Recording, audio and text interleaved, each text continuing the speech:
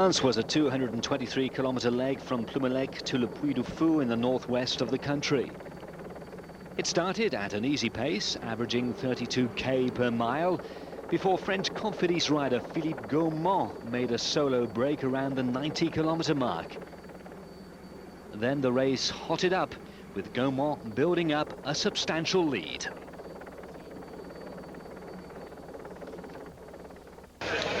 A lone leader, around about 9 minutes ahead of the pack on this, the fourth stage of the Tour de France, going from Plumelec to Le Puy du Fou, and that big bunch behind are cutting into the gap. At one time it was well over 11 minutes, making Gaumont virtually race leader on the road. But they're speeding up now, so as we've just gone through about the 150-kilometre mark, we've only got about another 80 kilometres to go, some 50 miles. We're running a bit below schedule. The average speed so far is just 37.2 kilometres per hour, so the riders been taking it rather easy this morning. But when we think about the distance they've been covering today, the total is 140 miles today. They did 140 miles yesterday, and the day before that was the longest stage of the race, which I think was 163. So that's going to be 240, 340, nearly 400 miles in 3 days. So you motorists and you people back at home, just think about that, the distance they're covering, nearly some 400 miles in 3 days on their bikes. So we can, I think, allow them a little bit of lethargy, if you call 37.2 kilometres per hour lethargy, because that's still around about 23.5 miles an hour, Stephen, isn't it? I would prefer to be on my car than on the bike, of course, these days. Look at the speed they're going. Today they have a prevailing wind. If you can look down here in front of us, Dave, here the flags are going dead straight. So for the final, they're going to have even though they may have a three-quarter kind of tailwind at the moment, it'll turn around completely to be in the back for the finish. But even with a tailwind, Dave, it's still a lot of miles to be going on a bike, isn't it? It is. I say 140 yesterday, 140 there, that's 280, 163 day before there. Yes, my sums are correct. We're talking well over 400 miles in these 3 days. So just bear a thought about that as you people sitting at home having a cup of tea, or perhaps might have even broken out the six-pack if you've been down the pub for lunch and taken the day off to watch this bike race. But certainly there's no doubt about it, these people are giants on the road to me, and in the morning they're a bit nervous because of the race as it is now, and they're a bit uptight, but once we get further and further into the race, they're very relaxed and they'll chat to you. In fact, I was speaking to Neil Stevens this morning, and he's also covered in bits of bandages and everything else because he came down with a bit of a crash. I said, "How is Neil?" He says, "Going okay, mate. I'm tough as nails." So typical Aussie, covered in bruises, whatever. He's gone to get all the bottles for the team, riding back. What a character, that man. Still the Telecom team on the front on this fourth stage of the Tour de France, going into finish at Le Puy du Fou. This amazing massive theatre in the background, the superb castle, which I hope we see on our screens at the end of it all. And Telecom, having had a disastrous day one in the Tour de France, they certainly did the right thing yesterday. We had Rudy Pevenage come and sit alongside us on the commentary point and talk how he'd driven ahead as assistant team director. Hit a crash, Dave. Oh, there we are. Best in Bortolami. His chain is off, but he seems to be it's Bortolami, all right, yeah. No, Didier, sorry, Dave. Anybody that's behind now just will get back on again. This train is going so fast that there's no pity at all for anybody that falls off or is left behind because of the crash. 3 kilometres to go for this field, and it's still dragging way up. They've got about another kilometre and a half of a gentle climb before they get in towards the finish, and still Musio is back in there again, Dave, I think. I think that's him down there. Yeah, it's incredible. We were thinking about him the last few days, saying there'll be a finish for him shortly. And you see him there on their left-hand side of it. Left-hand side of the screen. This is a chase group. That top shot was a chase group. Because the Telecom are on the front. Yeah. That was a chase group. This is the lead group. Yeah. With the sun on our screens here, it's difficult to determine from the champion of Germany's jersey and the World Championship jersey. Well, certainly Mappe are doing what they can here. That looks like Wilfried Peters leading at the moment. So the gap back now is 20 seconds to the chasing group, and so that's another big hole in the time for the people who managed to be brought down by that crash. If this lot persists, they're not going to be caught back.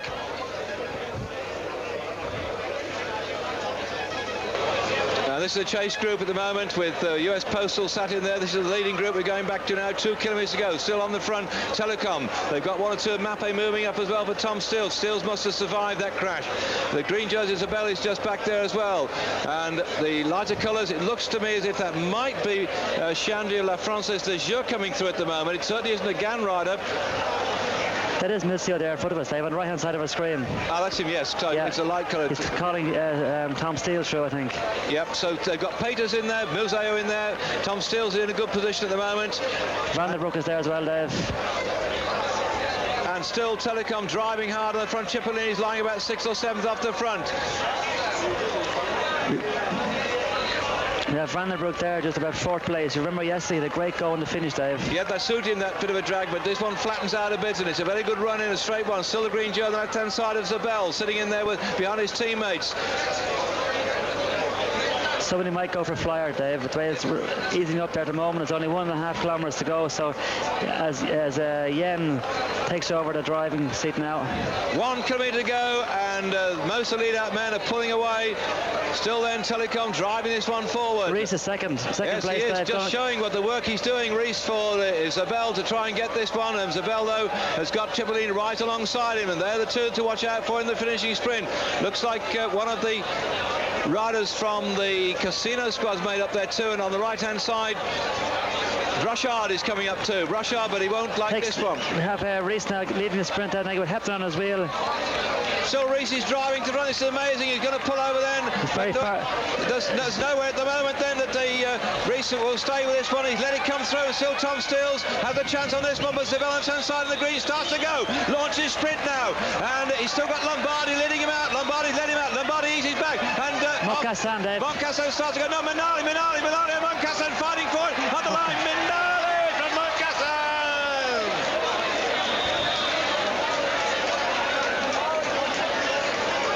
And this is a disappointing group that are some 20 seconds down, and look who's in there in the pink. Not Zilla again. Oh yes, the crocodiles will big tears down, because undoubtedly if anybody finds himself in trouble anywhere in the race, it has got to be Zilla. If they give out an award for the most unfortunate rider every day, it would go to Zilla. He's been delayed again, 29 seconds.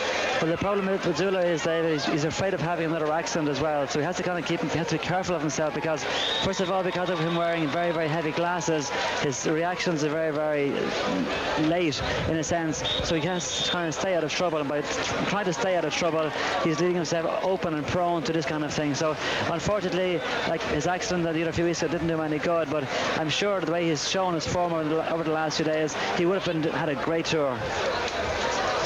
Well, for Moncassin, I've got him down as second. We're waiting for confirmation of that. If so, in 1997, that's going to be his 6th time he's finished second, and he's finished, 8 times in 3rd spot. There, I told you about this wonderful place where they have the big sound and light, big display. Watch then at the sprint. Let's see what happens. Minali comes up quick with Moncassin on his wheel. Zabel looked very strong on the right-hand side. He'd been led out by Lombardi. Cipollini was there, but on the left-hand side of the screen, you can see that Minali had taken the shortest line, and suddenly Zabel and Cipollini were having their own private battle. Bardemans was coming up into 4th spot, but on the line, I think, according to my shout from here, it went to Minali. Let's watch it from the top to see if the boy in blue grabs it from Moncassin, and still Zabel coming up. We'll get 8 seconds bonus for that 3rd spot. Cipollini had knocked it on the head, and on the line then, you choose. Whoa. I don't like to say who got that one. Moncassin and Minali will have to wait for the photo finish, but Zabel got himself 8 more seconds bonus, so he's now within 4 seconds of Cipollini. I wouldn't like to be the jury, having to decide who won. Here we are now. Looks very like Moncassin. Oh no, it's very like Moncassin, isn't it? Depends which way you look. It looks like Minali as well. Looks like Moncassin. Wait for the official results here. No way can I... Look how far back they were when they came through there on the right-hand side of the screen, Minali and Moncassin, leaving the other two to sort themselves out. So we'll wait for the official verdict to see who won the sprint at the Puy de Fou, as Moncassin and Minali fight it out. Looks like a dead heat, but you never know. Somebody's got to win. Well, it was victory for Italian sprint specialist Nicola Minali in a photo finish. His 2nd stage win in the Tour de France, having finished 1st in Portsmouth 3 years ago, when the world's most famous cycle race made a fleeting visit to Great Britain. Confirmation there of the positions today. Zabel's third place helped the German telecom rider close to within 4 seconds of the overall leader. But the day belonged to Minali, who said afterwards, I had a good sprint today. I made most of the work of the telecom outfit. That helped me a lot. Everything went well today. I won by a small margin, but I won. He's asked, didn't you take a risk when you put your arm up in triumph? He says, in fact, I saw Moncassin, and at the end of the sprint, I realized my victory was very close, but I got it. As for Italian cycle rider Mario Cipollini, he's still the proud recipient of the coveted yellow jersey, but the 30-year-old sprint specialist and winner of the first 2 stages is only too aware that his reign as overall race leader is surely nearing an end. He says, I'll try to hold on to this yellow jersey as many days as possible, but it'll be difficult because there are better teams than mine at this moment.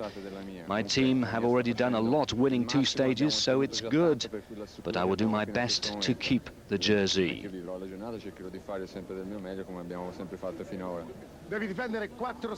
Yes, but 4 seconds is not a lot. Yes, it's only 4 seconds, but it's better than nothing.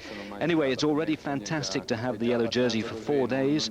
I know I can't keep it until Paris, so if I lose it, if somebody takes it, it'll be okay, because for me, the Tour is already a success. The long 261.5-kilometre fifth stage of the Tour de France from Channonay to La Châtre in the west of the country was lit up by a spectacular breakaway by Frenchman Cédric Vasseur. The 26-year-old Gans cyclist, whose father Alain had won a Tour stage after a solo break 27 years ago, made an early dash, and at the 200-kilometre mark he held an incredible 12 minutes lead from the chasing pack. That's where we pick up the action.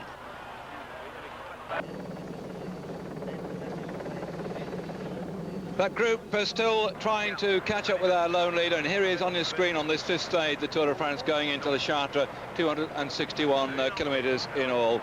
We've gone through, I think it's 205-kilometre point now, and therefore he's only got something in the region of about 55 kilometres so to go, or just under that, to the finish, and his gap is still there around about that 13-minute point. So it's an excellent ride indeed by Vasseur, Cédric Vasseur from the Gann team, persisting with his attempt to stay out from the pack, who seem very at 6 and 7s at how to mount a particular attack to try and pull him back. And the team manager having a quiet chat to him, undoubtedly encouraging him in his effort. Just hope to goodness the man with the hammer doesn't get him, because all cyclists know that however well you prepare, whatever food you eat, however much training you do, that there comes a time suddenly when the man with the hammer can suddenly get you. Your legs go to water and you get the knock, and all the strength goes from your legs. And it's a bit like the marathon runners hitting the wall at around about 18 miles. It's a well-known thing in cycling, and there are 12 minutes it is back to that chasing group for the fellow here, but still with 50-odd kilometres to go. We've seen it in the past, they can come very quick, but it just depends how much he can put between him, them and the rest of the group. This is the main pack of riders containing the yellow jersey. Also in there, Chris Bourman, Great Britain, and the man who's lying second overall in classification, Eric Zabel, who's cut the gap to just 2 seconds on Cipollini following the sprints today. Chris Bourman still in 3rd spot this morning, 35 seconds down, but it might change. He might drop to 4th if this man survives to the end. He won't mind that, though, because Chris rides for the Gann team, and here we have Vasseur, who've been out since the 114-kilometre mark. I make it on my calculation that if he stays away now, and we're inside the final 10 Ks, he will have done 147 kilometres on his own at the head of the race. He went through what seemed to be a bad patch down the road. His maximum lead at one time was 16 minutes. It was going down and down in big lumps, and now suddenly it's stabilised itself around about 7 minutes. That was way back in the sort of early 50s as such. But Vasseur here knows what it's like to struggle, knows what it's like to hurt, but now he's got the whole of Europe looking at him, because the pictures are going out all over Europe, and all the nations come on and pick up the back in the race. We've been at it full bore since a couple of hours ago now, but nevertheless we're just willing him on. I'm sure you're doing so back at home, because I'm a great believer in this sort of wave of feeling can help a bloke get through a bad patch. And he's looking up there now, gritting his teeth, and he's just got to hang on in there. You'll see the 3-kilometre sign to come any moment now.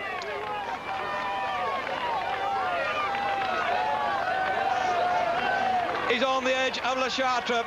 Stephen, well, we've been hoping to get through all the day. Do you think he's got a chance now? Well, there's 3 kilometres to go, Dave. He's got still has a great chance, but I wouldn't like to kind of wouldn't like to wish him anything wrong, but I know that it's always when you kind of wish somebody else on to do something and you say it's one, something can happen. Like, it's never out of the storm. You get a puncture here, you could break a wheel, you could just have a total relapse. But with 5 minutes in hand to the chasing group, I think the stage is definitely at this stage, the stage win is actually on the cards. And of course, if he wins the stage, he will also put the yellow jersey on, because the peloton is still asleep back behind this group here.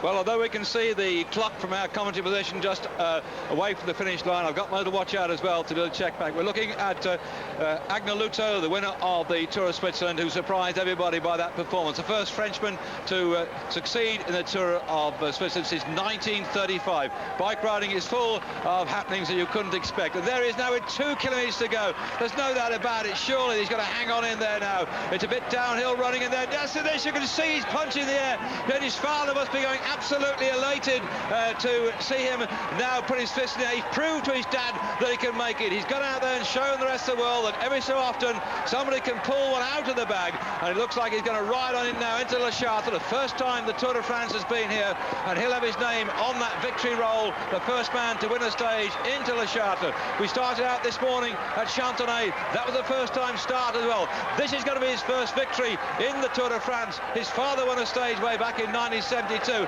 He's just got 1970, so in reality he's got to hang on in there for that last 1.5 kilometres. It's still hurting him. He punched the sky, but he's not there yet. He's still got to go, and you can cramp up. You all know you get cramps suddenly without it coming into your legs, without knowledge, and then you're in trouble. Keep your fingers crossed. I was trying to get Serge Bruch on the phone there, Dave, but it's the message says your correspondence line is occupied. Please try later. So I'm sure it's Roger Leger, his first director sportif, and himself probably conversing, or probably kind of congratulations to themselves on the ride that Vassar has done today.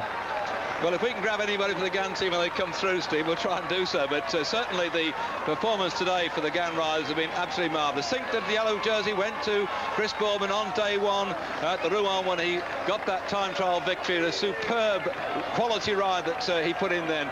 Chris lost the yellow jersey on the second day when Cipollini burst from the pack to take the 20 seconds bonus in the sprint. He only started 18 seconds behind Chris on that day, and so he was able to take over the yellow jersey. There's every chance now that this man from the GAN team will take the yellow jersey for the first time in his career. His father won a stage, but I don't think from the book I read that he actually got the yellow jersey. This is going to be a great day for the Vassar family, and you can see now his face of all the agony and pain. He's turning almost now to a wry smile that he's actually cracked it today. What a ride!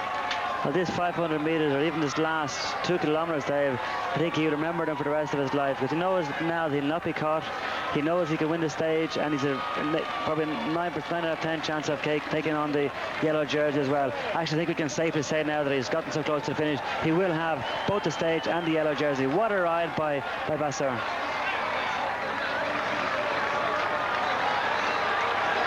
Out to the saddle, riding up on this little drag in toward the finishing area, and everybody in this massive crowd here been watching on the big screen just down from the finish and watching this man struggle through his bad patch. At one time he had a lead of 16 minutes as he broke away from the field. 114 kilometres of the riding in the race had been done, with 261 to be done. As he rides in now, 6 hours and 16 minutes he's been in the saddle on this stage then, which is in fact 150 miles of racing. He's done something like 90 miles of that on his own. He's going to take the victory, but the clock will run to see if not only does he win the stage, but does he take the yellow jersey. There's going to be a big holding of breath between now and the bunch coming in. He's got the stage. Has he got the jersey? I think, Dave, at this stage we can safely say that he has got the jersey. I don't like kind of wishing these things so far out, but now that it's safe over the line, now we can say, well, he has the yellow jersey as well. So it's coming up here for the second spot, and O'Grady's just tracking, looks like Maynard Nelson from the US Postal Team as Agneluto starts to go. Agneluto is on the way now to try and get the second spot. Angeloto, the winner of the Tour of Switzerland, is riding out the saddle, and O'Grady's back in about third spot behind Hamburger, I think it is. Hamburger's just behind the Casino rider in the red with the white splash on the shoulder, still the white jersey of O'Grady, locking into third spot, waiting the moment to pounce. On the right-hand side, another Casino rider starts to go. I think it's Yama, but has O'Grady got anything left after chasing down? He's been doing, he's starting to come out the saddle now. It'll be a great 1-2 if can get this one as well. And O'Grady starts to wind up that gear. The man with the rainbow bands around his wrists, around his jersey, gets the second spot for Gann. 2 minutes 32 seconds after his teammates got the victory and the yellow jersey. And there in the middle of that pack, you can see the hatless Moncassin as the Telecom team, too late, wake up to the fact that they've lost an opportunity of pinching the yellow jersey of Cipollini. The green jersey of Zabel cut 2 seconds of Cipollini, and the sprint's coming into here, but all of that is to be of no avail now. You see down there 3 minutes of elapsed since leader came in, so there's going to be about 1.5 minutes, if not more, between Cipollini and the new yellow jersey Victor Vasseur, as yet again Lombardi on the front for the Telecom team peels off, puts Zabel in here. A lot of psychological action going on here between these two, and Moncassin's looking for a way through, but it looks like Cipollini's going for that one, and on the line gets it from Zabel, so honour may be restored in the sprinting stakes, but he's lost the jersey. Well, I don't think we shouldn't be too disappointed today, only because he didn't do anything to deserve to keep the jersey. But we just saw it in the sprint there. We saw the Telecom rider just sitting up in the middle of the group, Dave. I was very, very much afraid for the riders behind him. As we could just leave this picture to savour the image now of Vasseur winning this first stage in Tour de France. So Vasseur, the victor, takes the yellow jersey.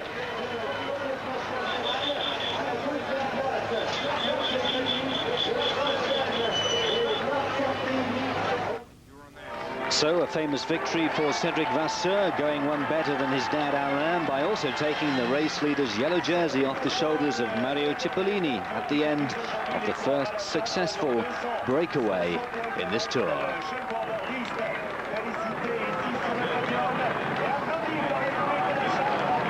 Vasseur's teammate Stuart O'Grady of Australia led home the chasing pack, 2 minutes 32 seconds behind. The French winner talked about his tactics. He said today at the start we were very quick, over 60 kilometers. When everyone was a bit tired, I asked Eurosport to help me attack. He said to me, try before lunchtime. If you've got good legs, you can go. He was just behind me, so when I left, nobody followed. Afterwards, you never know. I didn't set out to win the stage and the yellow jersey. It's fantastic. When I was 3, 7, 11, 17 minutes in front, I thought I have to be careful, because we saw yesterday with Gaumont that an escape can be over very quickly. So I tried to eat and drink and not go too fast. At 50 kilometers from the end, I gave everything. I was tired, of course, but with the stage and the yellow jersey at stake, it was like a dream of a child. I thought a lot of my father, because he did the same thing in 1970. When I saw I built up a lot of time, I thought I will do the same, and better, because I can take the yellow jersey. I also thought of all the people who've helped me, but especially my father, who gave up his lunch every day to train me, a true sacrifice for a Frenchman. This was the best present I could give him.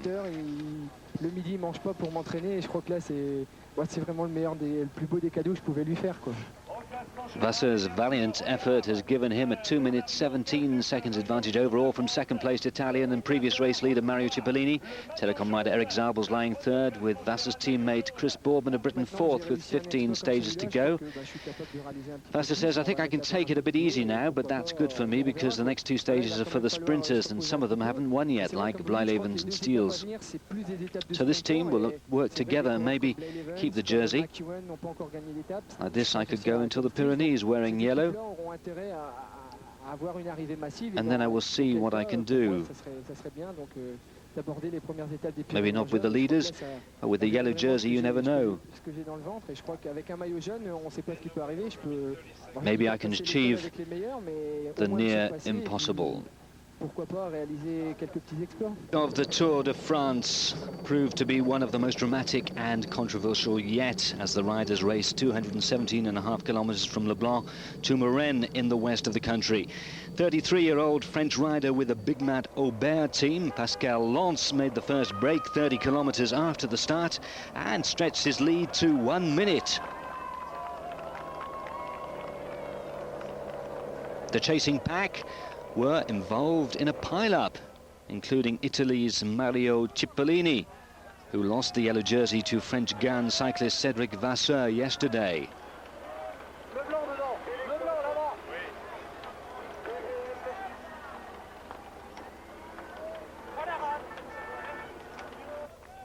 We pick up the action now with the peloton closing in on Lance.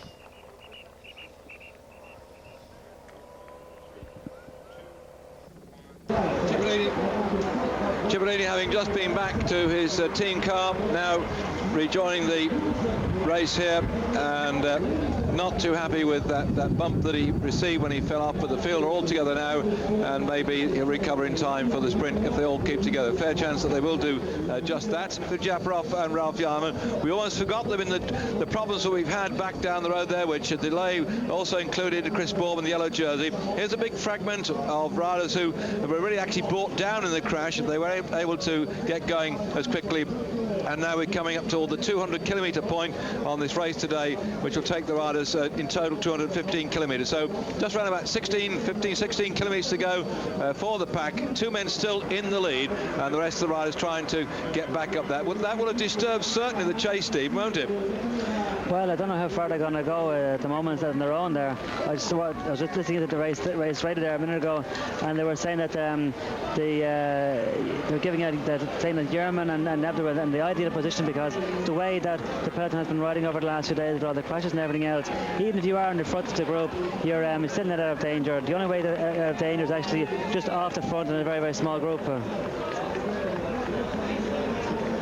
13 kilometers to go. The time they have in the head is not enough. Well, they're likely to be caught any moment now, and at least one thing, they were out of trouble when that crash came, as they're heading in then towards Marennes, really the centre of the oyster industry in this part of the world, very famous all across France too as well. But Roche is going to have to get some more help to get himself back in that group. He won't be too unduly concerned really, because the King of the Mountains jersey he's got on his shoulder won't go away today. He's got enough points from the earlier part of the race to make sure that he's okay. As we see there, Bouchard from the Psycho team going through. The number of Psycho riders were caught in that backpack, so they've got to get there if they're going to put themselves in a position to help their team sprinter Cipollini get another stage victory. The top three places yet, and there they're coming through now, though, the Roslotto riders. On the right-hand side, another attack from the... Abdus there as well, Dave. Oh, no, he's in there. Yes, there we are. How much strength he got left after that break? He was away all the time. Going for a long one, Dave. Kilometre.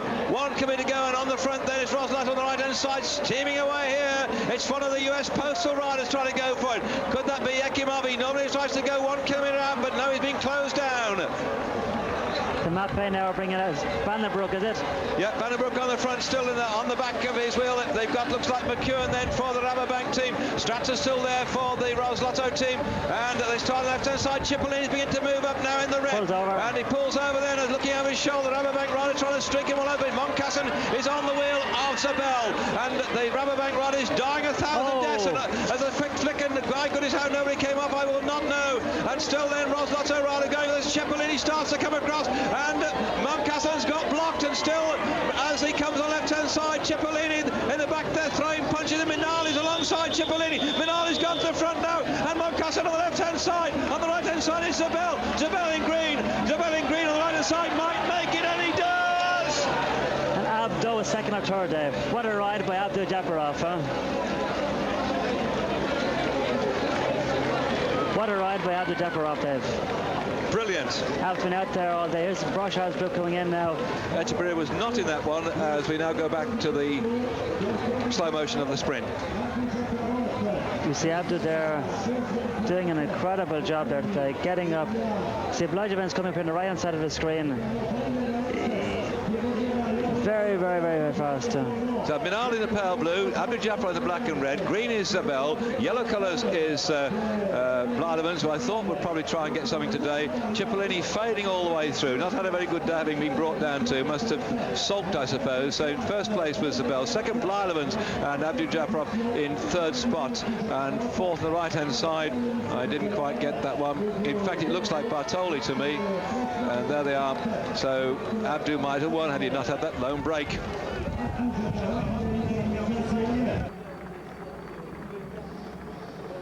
Sixth stage of the Tour would shortly unfold. The final sprint had been a tight and hazardous affair.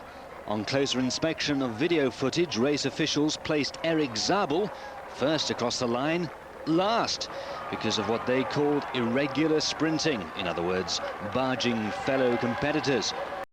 So victory was awarded to Dutchman Jeroen Blijlevens, who'd originally come second, with Uzbekistan's Jamaluddin Abdujabbarov handed the runners-up place.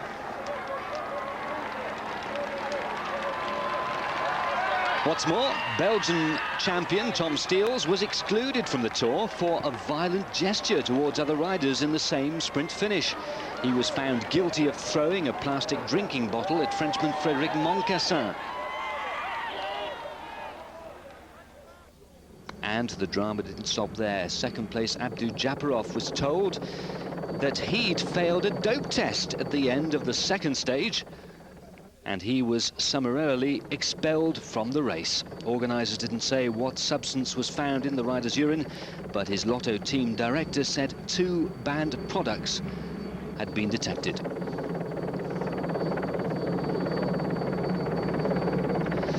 So, when the dust settled, this was the result of stage 6, bearing in mind that Abdujabbarov won't be struck off from the rankings until racing resumes. Jeroen Blijlevens confirmed there as the winner.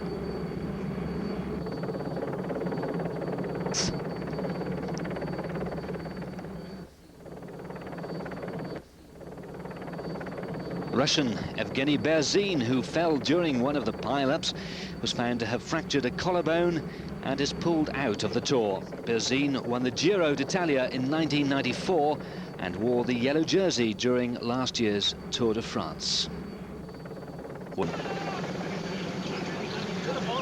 The long string of riders here, still just holding our 3 breakaway riders out on a piece of string. The gap now down to 1 minute and 15 seconds. We're getting round about the 44 kilometres from the finish. We shouldn't be long before we get to 40 k's to go. That'll be 25 miles as such in towards the finish, and then they'll be coming into the finish at Bordeaux along some very flat ride indeed. These are our breakaway riders, Van Zelle, Saligari and Baffé, who must really begin to feel the pressure now. They've been out on the lead since we started this morning. They went away almost immediately. The field left to start at Morin, and so they will have done something now round about 140 odd kilometres at the front of affairs. Maximum lead they had was about 5 minutes and 10 seconds. Have an out-and-out sprinter though. I don't be disrespectful of McEwen. He has got some stage victories this year and some crash, Dave, crash, oh, they've gone again.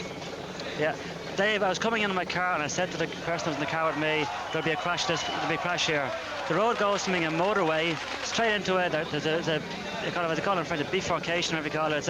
It's where it goes from one road into the next. They put these bollards here, red and white bollards here in the middle of the road, to say to kind of channel the riders onto a different road, and it's just totally ridiculous what they're doing.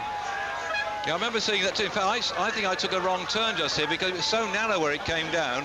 I didn't see it. You can see the disgust there. And it's Gaumont again. Oh, what a shame. He's been. That's the 3rd day we've seen him caught in a crash. Gaumont just chucking his bike on the floor there. Very upset about that. And also here, Laurent Gentil from the Big Mat team. Let's hope no is actually hurt by that crash, but it's really going to disrupt the activity of some of the teams. And you see the consternation of the 22 teams in this race, and everybody starts running forward, and the pecking order is that the front car... Sorry, Dave, to cut you. You see here, there was going in from one main road right into that one alleyway. You've 194 riders coming in there. We're so close to the finish. It was totally ridiculous to even attempt something like that. Yes, and now they're back on this wide straight road. We got a lovely run in now, and it was just amazing how they tried. It's like putting toothpaste back into a toothpaste tube. to, but it just doesn't work. You can't do it. I've never tried that, Dave, actually. Looks like the gap has opened up in. I thought they'd go for a long one, and it's happened just like that. But is he going to make it? Looking back over his shoulder, the France de Jour rider trying to go. He closed down very quickly, but Bjorn Ries has done the closing down. Bjorn Ries closed that one down very well indeed.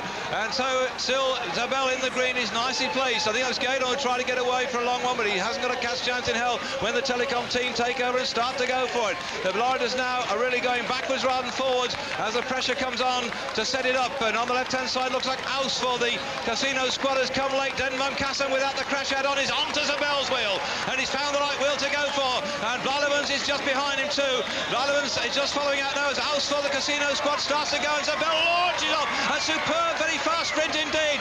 Zabel is going eyeballs out, and Aus is trying to come off his wheel, and they come towards the line now. Zabel looks like he's going to get it on the line from Aus, and then Blalevens third, and in fourth place I think it might have been Stratzer with McEwen just alongside him, and Moncassin didn't give the victory he was looking for, but that man Zabel was so strong, so powerful, and after yesterday's headbutting and fisticuffs and all that went on in the finish, this one was a clean finish as far as he was concerned. And these are the remnants of the riders who got caught in that crash. We can see here on the front Brochard for the Festina squad in the polka dot jersey. Just 2 fourth category climbs today were not enough for him to lose that jersey because that break went early on, and they were just sharing out the points as Veronk then with the rest of the Festina squad working to try and keep that gap down to the very minimum as they come on in. I didn't see where Chris Bourman was in that little group, Stephen, but we must trust and hope that he made his way through. It certainly happened a long way back, so I think that Chris has made it, and therefore he'll still be very happy there in third spot as Veronk looks back to see that he lost 50 seconds on that final run-in after the crash. Well, this morning I was actually at the podium, and Richard Virenque was signing on, and he was giving a bit of his own mind to the organisers for the fact of the roads being so small and everything else. And he was saying to him, like, okay, he said, you know, what can you do about it? But it's definitely not good enough.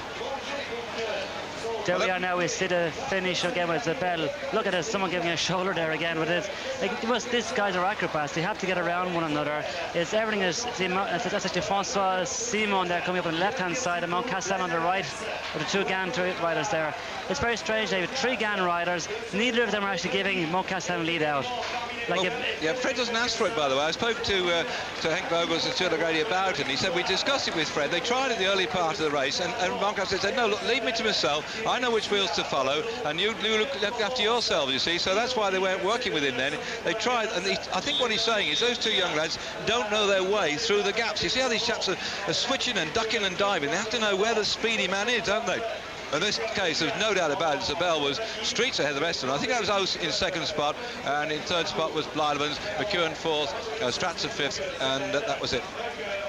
Well, looking again at them hurling towards the line here, I said it was Aus in second spot, but I didn't have time to check his number. He is the best Casino sprinter, so we'll have to wait for the official result to see if I put my size 12s in it or not. But Zabel clearly the winner.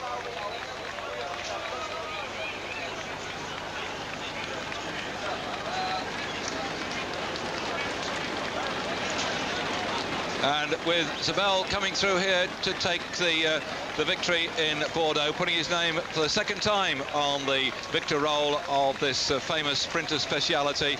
A town that he won in 1995 and now in 1997. Looks like odd years are the years when he comes good, and he came good that time, no doubt about it. Telecom set it up for him. Zabel runs out the winner in Bordeaux today. Move back again into the road just close to the big old track, looking down there at the way that Zabel came clear of all that hurly-burly behind, with the 3 GAN riders trying to work their way through what's left of the pack. They went in towards the finish at Bordeaux. Zabel getting his second victory here, and behind Blalevens, who I think in fact is going to be talking to Dutch friends. In fact, he's sitting just alongside now, reading the way through the sprint. The sweat is pouring off him, by the way, and certainly the man is now explaining why he finished in third spot when he had been looking for a first there on the line. Another look at it from the front view. You have Francois Simon there on the left, on the right, sorry, and you have Moncassin just on his wheel there. Also, Jesper Skibby is there also, the TVM rider there. But no doubt about the victory. Look, there goes the fingers up again. he's becoming unstoppable. So that green jersey looks like could be his all the way through to Paris, providing he survives the course and stays upright and we don't have any more crashes that fells the sprint specialist. We're going on for another flat day tomorrow on the run down to Po, and then we have the big days in the mountains when these chaps you're watching now, and you've been watching for the past 7 days on Eurosport, will be hanging on the big climbs, and they'll be hauling their big bodies up those climbs, and really will be suffering. They make it look so easy, don't they, when they come up here and win the stages, and then after riding, I mean, we've done enormous distances. If we exclude today and look back at what happened Monday to Friday on the 5-day week like most you work, and we exclude last Sunday, and we exclude today, we actually did 728 miles in 5 days, and most of it at average speeds around about 25 miles an hour. So in those 5 days they packed in an average of nearly 150 miles a day, and these sprinters had to be there all the time, ever active, near the front, to make sure they can come through and get the victory. Then they're going to the big mountains, and my goodness, they're going to feel the last 5 days in their legs when they got there. Then the mountain goats, the people have been falling off at the back of the field. We will find, that's Juppé, isn't it? He's the mayor of Bordeaux, isn't he? Yes, the deposed Prime Minister, because they had a snap election in France, just like we did in Great Britain, and it all changed, and he got flung out of being the Prime Minister, didn't he? But there we are, Alain Juppé here on the victory rostrum, congratulating, as is the rest of the audience, the fine performance of Eric Zabel.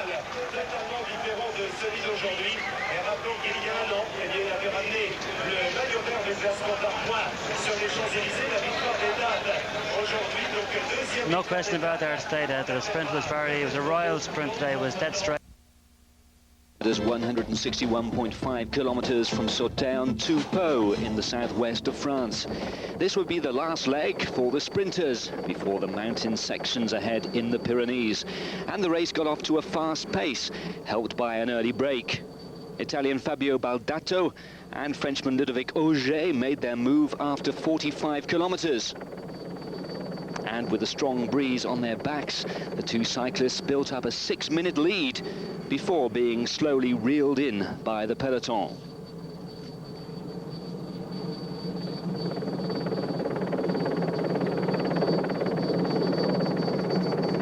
We join the action 40 kilometers from the finish in Po. Baldato and Auger's lead has been cut to around 2 minutes.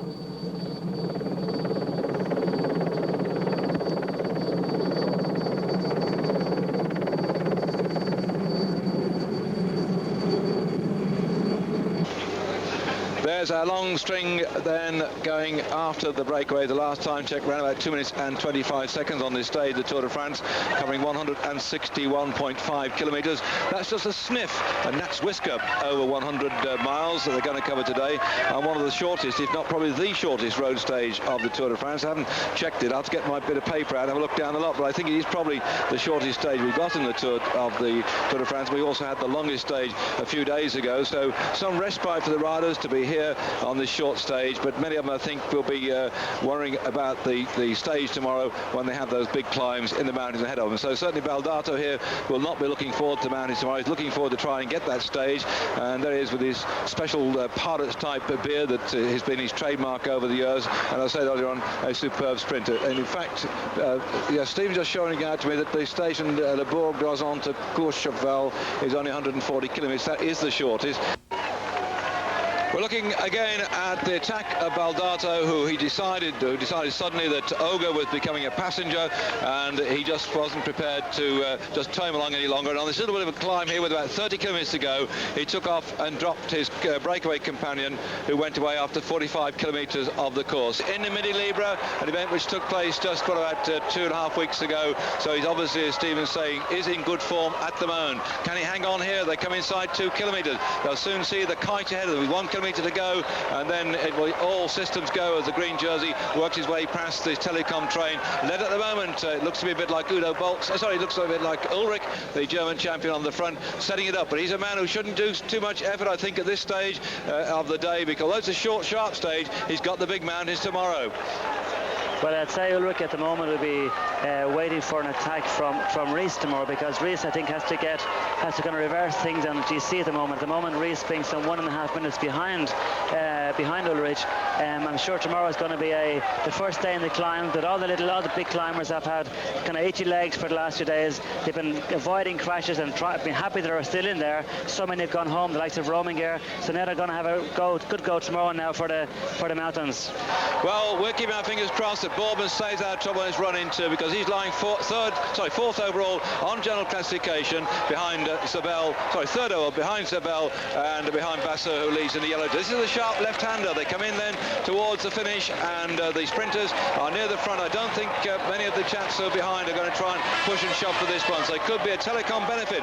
Who's going to take the 53rd stage finish in Pau? The stage then from Sauternes to Pau, and at the moment the telecom looked like they set this one up, but on the wheel of Zabel is a pale blue jersey of Minali waiting to pounce, and also they've got in there the Moncassin and Blalevens, and still Lombardi leads out to Ulrich, who comes straight out of the wheel. Sorry, Zabella comes off the wheel. Moncassin is behind. Minali, then the pale blue, could go yet again, but Moncassin comes to line, and did he get it? I don't know. It was so close. Blalevens and Moncassin swept past Zabel, and that, I think, will go down to a photo finish, and we'll have to watch the slow motion action replay.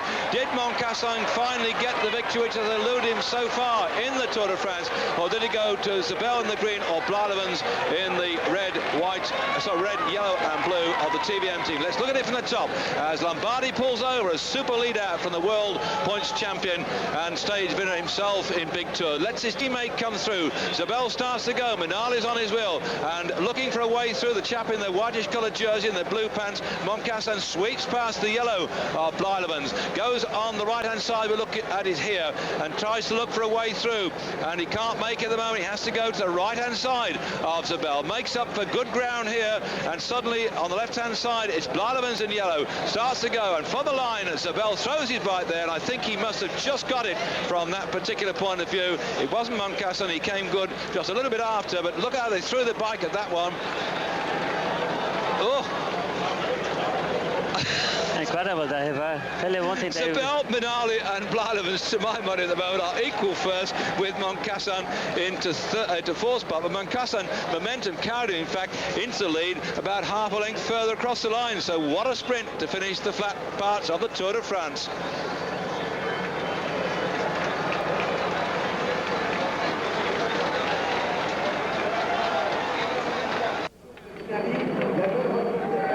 So, Eric Zabel proving himself to be the strongest sprinter on the Tour, recording his third win of this year's French Classic. Had the German not been disqualified for illegal tactics after crossing the line first in Friday's sixth stage at Marennes, he would have completed a hat-trick.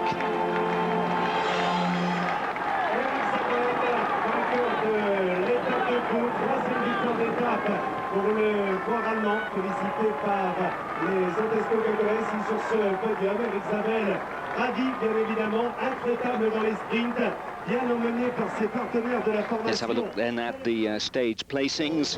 Zabel finishing millimetres ahead of Italian Nicola Minali, winner of Wednesday's fourth stage, and Dutchman Jeroen Blalevens, with Frédéric Moncassin of France a tight fourth and still looking for a stage win. For Zabel, it was an unexpected victory. I wouldn't have minded, he said, much if the breakaway group of riders had won. None of them are serious contenders for my green jersey. But you could see how hard my team was working for another stage victory. They put me under pressure to win, you could say. We were in a team formation of 5 for the last kilometre. Teamwork, of course, can be the decisive factor, particularly if it's probable that the finish is going to be close.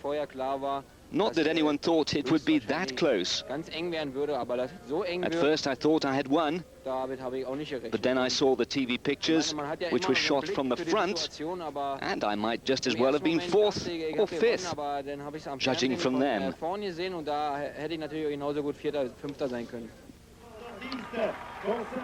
Well, with time deductions for his victory and a win in an intermediate sprint, second place Zabel cut Cédric Vasseur's lead to 1 minute 21 seconds. The Frenchman finished comfortably in the pack.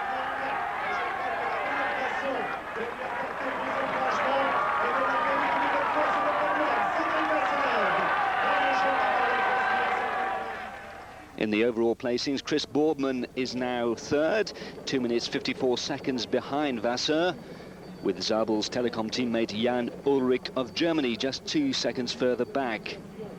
But tomorrow's ninth stage is a special day indeed for Vasseur.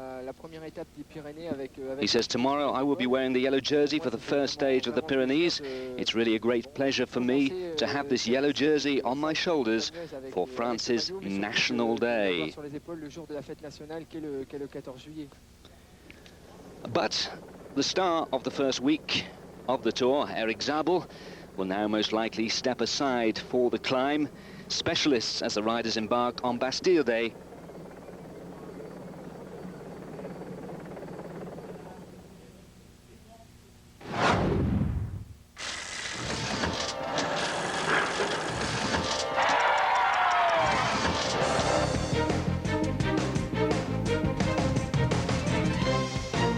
The Tour de France was brought to you by Stage 9 of the Tour de France, the first mountain stage of this year's race and one of the most eventful stages the race has seen in recent years. They started out from the city of Pau, heading for the Pyrenean town of Loudenvielle, and the first climb of the day, the Col du Soulor, in a rather thick fog.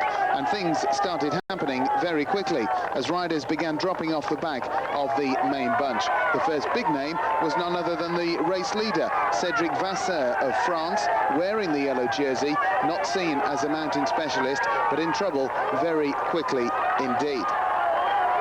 And then, a little further up the climb, the biggest surprise of the day so far, Laurent Jalabert of France, seen by one or two as a contender in the race, was in trouble.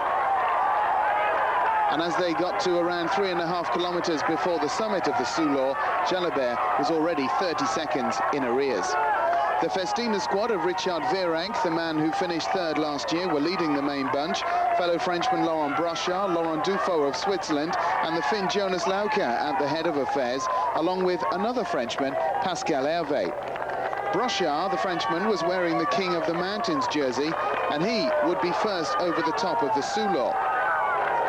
Indeed, it would be quite a day for the Festina squad. As they came down the other side, Hervé broke away with the Spaniard Pascual Rodriguez. We'll join our commentators with the race at the foot of the big climb of the day, and that breakaway of Hervé and Pascual will still be out in front.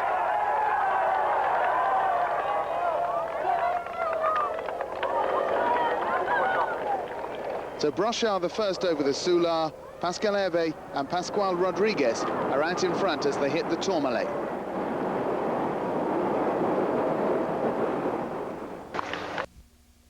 Shows you that it's closed, it says here at the moment. It's closed just to traffic because the Tour de France is coming up. Not as happens during the winter season when it's closed because the snow piles up on it and it stops people trying to go over. They have to go different ways because this is a great area where we've got the ski resorts and what have you, and the Tourmalet often gets well and truly snowed up. Fortunately today, no threat of snow at the top, and I hope and keep my fingers crossed we're not going to have the thunderstorms which were forecast. It really is beginning to hurt these two riders. They went away off the bottom of the Col du Soulor. We're in the valley after some 69 kilometres of racing, and Pascal Hervé here went away. He was joined by one rider who then got dropped off, and suddenly the other fellow, Pascual Rodriguez, jumped across to him, and they've been out there now for something around about, I suppose, 20 kilometres of racing on the flatter part of the course. They're climbing up now toward the top of the Col de Tourmalet. That'll be 106 kilometres when they get there, and still Telecom are on the frontier. The last news we had of Chris Boardman was that he was 2 minutes 15 seconds down on the group you now see on your screen. I'm just listening to Yannis Stanga, the director sportif of Luc Leblanc. He's been interviewed now by a journalist from the French television, and the journalist said to him, "Well, Luc, how can you explain the position of Luc Leblanc?" So he said, "Oh, I don't know. Apparently he's got sore legs. He's not going very well, but unfortunately, there's nothing I can do." So Leblanc apparently had to stop now. He got off his bike, he walked for 2 meters, he's gotten back on his bike again, so he must have some kind of a problem. But either way, it's looking very, very bad for Luc Leblanc. Still some 10 kilometres left now to the top of the Tourmalet. So so far what they've done the last 12-13 kilometres they've done on the Tourmalet is really more of an aperitif, because now is really the main dinner plate now is actually on the menu. They get to the very, very steep part of the climb. Well, I don't know how they're feeling, Stephen. I just got cramped in my left leg, having sat here since 11 o'clock this morning, Central European time. In fact, before the half past 10 it was, and having got up at 6 o'clock this morning. We're looking here at Javier Pascal Rodriguez, who comes from Virgin del Camino. He is on the wheel of Pascal Hervé on this climb up here. He's certainly going very well indeed, but at the moment we know that way back down, Leblanc is at 4 minutes and 50 seconds on these two, and that really ruins my prognostication. I thought Leblanc would be in with a shout today for a place in the top three. We just got to look at Rodriguez's frame there, the just frame. Looking at the back end, the rear ends of that just frame, there's a very different concept than you might see on other frames. You can actually see our Kelme Eurosport car there in front of your eyes there now.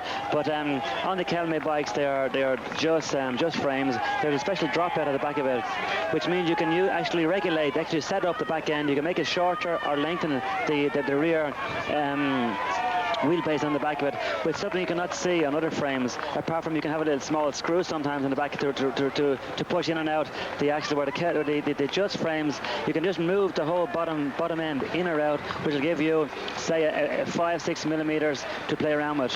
And interesting, I spoke earlier on the programme how traditional GIOS frames are. You see this lovely blue finish here. They've got the chrome bit across the back chainstay, so if the chain drops down, it doesn't knock the paint away. Nice chrome front forks. They're always immaculate, aren't they, GIOS bikes? Well, GIOS has possibly hasn't always around a long time in the cycling. This is Stangas team from that's Mercatonian, it's not a Pulte, but GIOS is around a long time now. But contrary to some other frame manufacturers who have gone on for more futuristic colours and more kind of space age colours, GIOS has always stayed the same. He has what we call the GIOS blue colours, so he's always stayed very classic, keeping the lettering on his frame very classic as well. He's still in business, that's the most important thing. But GIOS is being with many champions all through the duration of his frame building life. Well, he's one of those typical Italian builders who look upon it as an art. It's almost like when you go and get a Savile Row suit, when these people decide to make you a frame, they do it with a great deal of Italian feeling for it. I'm not knocking like in the Peugeot frame, because here we're looking at looks like one of the aluminium ones, because I know they've got aluminium ones, they've got ones made of carbon fibre, they've got steel frames as well, but certainly GIOS has gone down one particular route and stuck to it all the time, and I like the classic frame myself. I know people try to do so many things and they try to lighten them. You have to be careful, don't you, Steve, when you lighten a bike. It doesn't become too whippy, though. Well, that's very true. This morning I was looking at the Pascal Hervé's bike, and Pascal Hervé's bike is made of Columbus Hyperion titanium, but it has what they call a mega tube. The diagonal tube on it is made. It's very heavy. It's very wide. It's something like the way a lot of the American frames are going these days. It's what they call a mega tube. It's not round. It's not actually oval. It's peculiarly shaped, but it's much higher than it would be large, which gives the frame a little bit more strength as well. So 2 minutes and 30 seconds is the gap back to this group here of our leaders at the moment. The yellow jersey has gotten dropped there, Dave. So, and Brochard looks like he's struggling too. That's amazing. Brochard is just having difficulty hanging on to this one as well. And Oscar Camazin in the red is also, he got back to this group, did the Swiss specialist climber, but he's also been dropped as well. One thing, Dave, this morning when I was speaking to these lads here, I wasn't speaking to them, but I was speaking to the mechanics and everything else, and we see Pascalino going through there. They were using a 41-21 gear ratio on the back. I said to the mechanics, I said, are you putting that gear on, or did they ask for this gear? So he said, oh, well, they've done a bit of, they've come out and they've looked at the circuit and they feel 21 is okay. Where I said, I feel personally that 21 is too high, because I said, if you're on a bad day, 21 is definitely too high for this. What you really want for the Tourmalet is at least a 22, 41, 22. They said, well, you know, this is what they want, you know. I said, well, like, it's very bad. So I was seeing, we see the yellow jersey here, that's there on our screen. But if we saw there, Roche in difficulty, if he only has a 21 sprocket on the back and he is in difficulty, he's going to find it very difficult to climb the next 8 kilometres. So when it gets really, really difficult. You're quite right on that, Stephen. I can't understand it because most of these riders are riding either 8 or even 9 blocks now. I mean, when you were riding, what, you got 7 block at the back? 7 and then 8, but they finally rode with 8. But the boys here are riding with 9 speeds. They're riding with an 11 up to 21. But some of them are riding 23. But I even Robert Miller, who has been a great mountain climber himself in his day, and so Robert would have had a 41 22, because I feel that 41 22 is the ideal gear for this hill. You might have a 23 on for a reserve, so if it's riding very, very slowly, or if you're on a bad day, you can put it into 23. But I can be, you know, quite surely say that a 41 21 is it's just a little bit too risky for you must take into consideration that the boys have done already 8 days in the saddle. They've done many miles already, Dave. I'm sure you've already given that out on the air, and it's been very, very warm. It's been very dangerous and very fast. So going on a 41 21 as your maximum lowest gear today, I think it's a bit suicide. Now, just to people who don't know much about bicycles, when you talk about 41, Stephen's talking about the inside ring on the front chain ring. There are 2 chain rings there. The small one they're on now, you can see, and the further one on the outside is a bigger one for when they go down the hills. And when you talk about 11 to 21, that's the back sprocket where the chain drives at the back hub as such. And so there they are then on this climb now, very much down in the low gears, trying to keep the legs going round as they're well up the climb of the Tourmalet.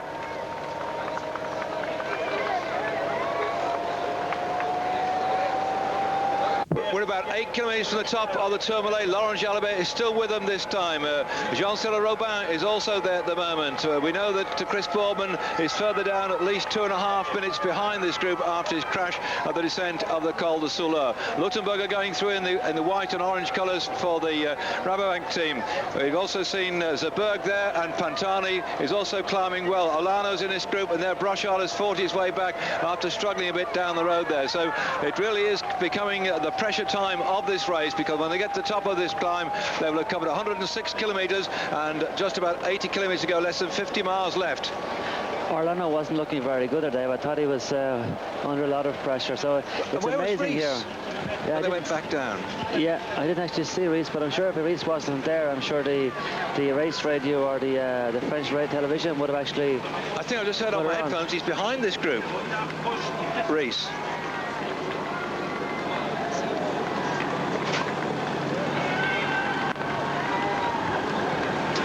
6:20 back to LeBlanc. Well, I'm interested to see where Reese has got to. It's difficult to hear sometimes. We have a producer talking to us. We have the radio coming up on our ears, and I also hear Stephen, he hears me, but we have many things going at a time. But Festina here really are playing a great game. They've got 3 of the men just there at the moment. You'll see him on his screen, including Veronk with the glass on top of his head. I think Luc Leblanc has just abandoned.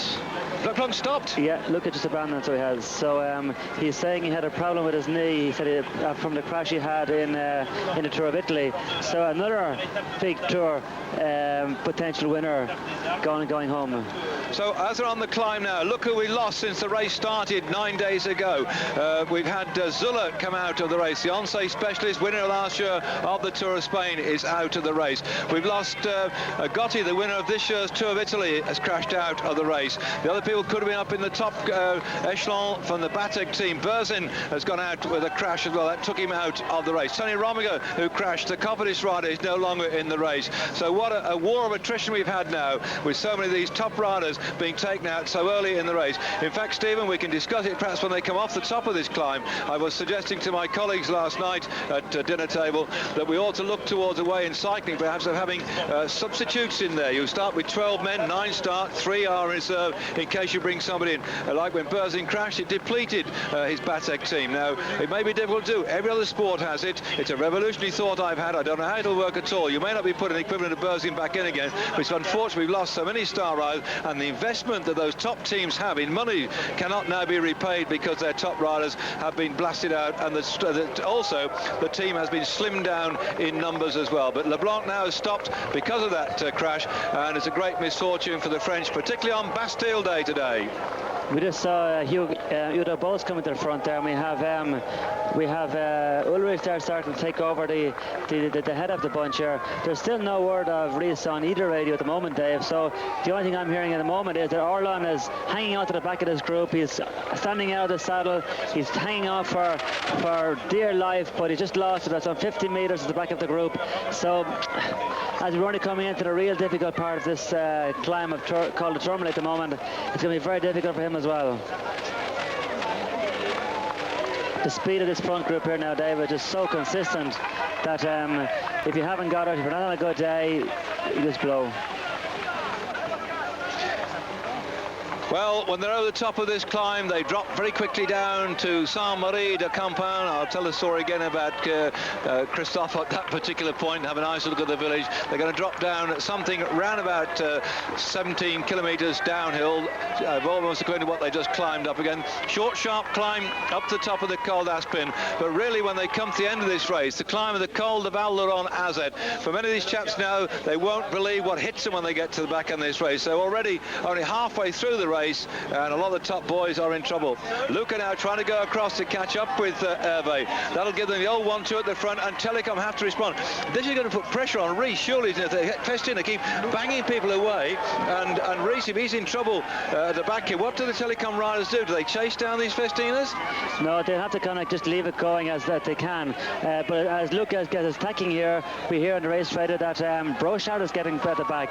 But what these boys, I'm sure, are looking to do is to just make the Telecom ride as much as they can, and to prepare the terrain for Virenque to place a counterattack later on, because you see here the Telecom have not actually reacted as such. They're still keeping their tempo as they are. This could mean two things. It could mean that they're letting them go in the intention of keeping a tempo, or it could also mean that Bjorn Rees is maybe not as good as they should be, and they're afraid to accelerate in case they might blow Rees at the back. Well, what an interesting day we've got, and what a sharp contrast to the first 8 days of the Tour de France, when we had the flat roads and the pack coming along and setting it up for the sprinters. We saw different sort of tactics there, and really one of the newspapers said today the Tour de France starts. Well, I don't quite believe that. I think that the pressure that all the riders are under for the first 8 days, the speed at which they're travelling, they're going from hotel to hotel, eating, although it's specially prepared food, they're eating in different places at different times. They are also then staying in beds in different places, sometimes with noise outside the hotel bedroom. It's now only 1 minute 55 seconds back to the main group, and wedged in between these two and what's left of the pack is that one rider, Luca of Festina. And Jalibert's gone there. Yep. Jalibert's gone, and Arlano is also losing a lot of time at the back as well. There's Rees. So Rees has gone up there, but he's at the back of that little group. And let's wait now to see who comes up here. This is the steep part of the climb now. I think they've gone through the tunnel. This is the final 5 kilometres off the top. This is where it gets very, very hard. This is where you get a lot of kind of crosswind as well.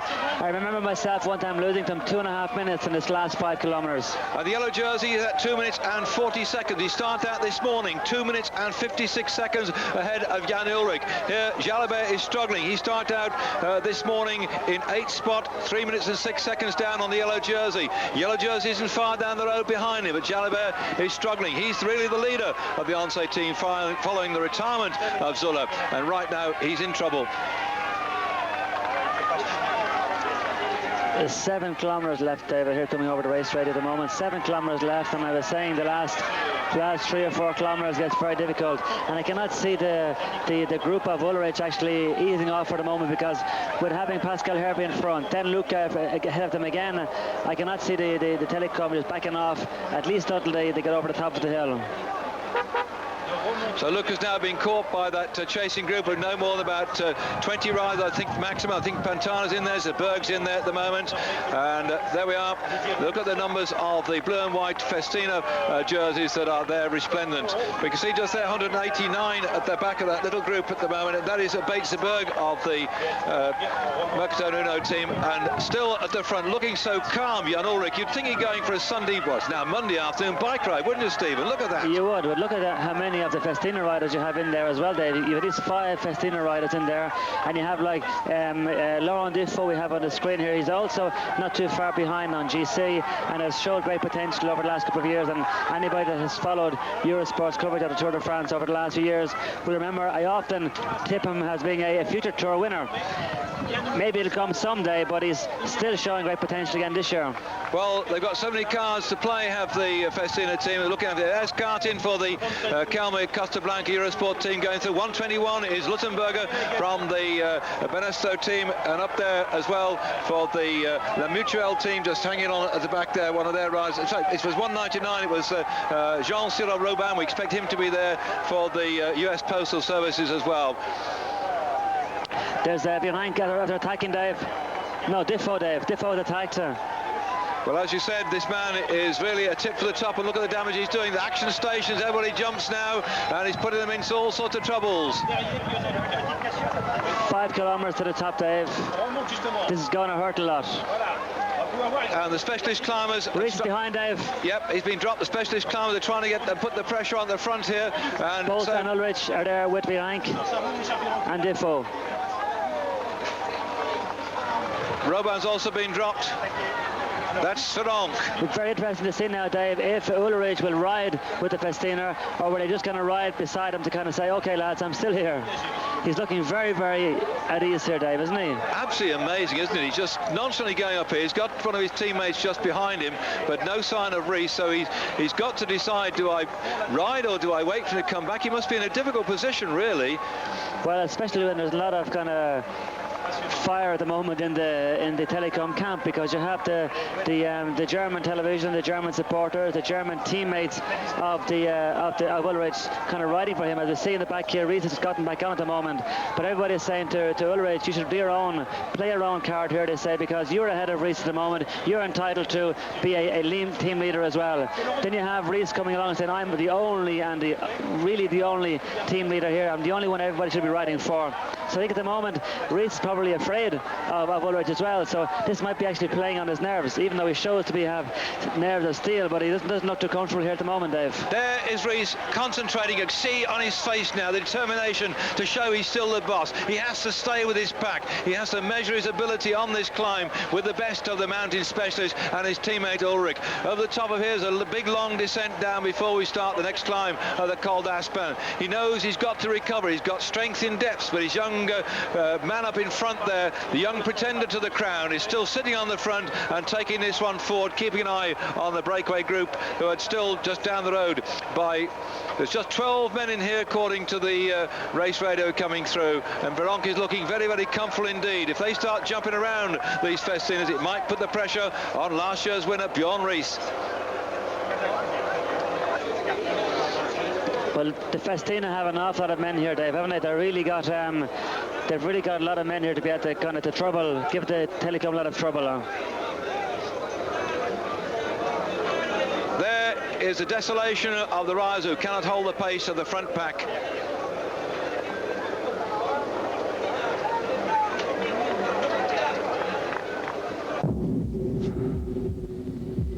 Young Echebarria going on the climb up here. Let's just probably check. It is David Echebarria, is a man that I felt could do well in this tour. He won the Tour de l'Avenir last year, and he now must be the best hope for the Once team, but he's been distanced by the top 12 men at the front. So what a state they're in now. The Festina team rode hard at the bottom of the pack, and they put Pascal Hervé up in the lead, but they've still got some men up there alongside the telecoms battling out on this climb. That's the Didier Roos just been dropped off, but here still you can see for Festina, Virenque and Dufo on the wheel of Ullrich, and Escartin in the blue and the green and the white on the far side for the Calme Costa Blanca Eurosport team. Is looking good now. once they get down the far side of this, they have the attacks nearly straight away. They call Aspan, yeah. but the Aspan is a more kind of a regular kind of a climb, so that there'll not be as much damage done on that, I wouldn't think.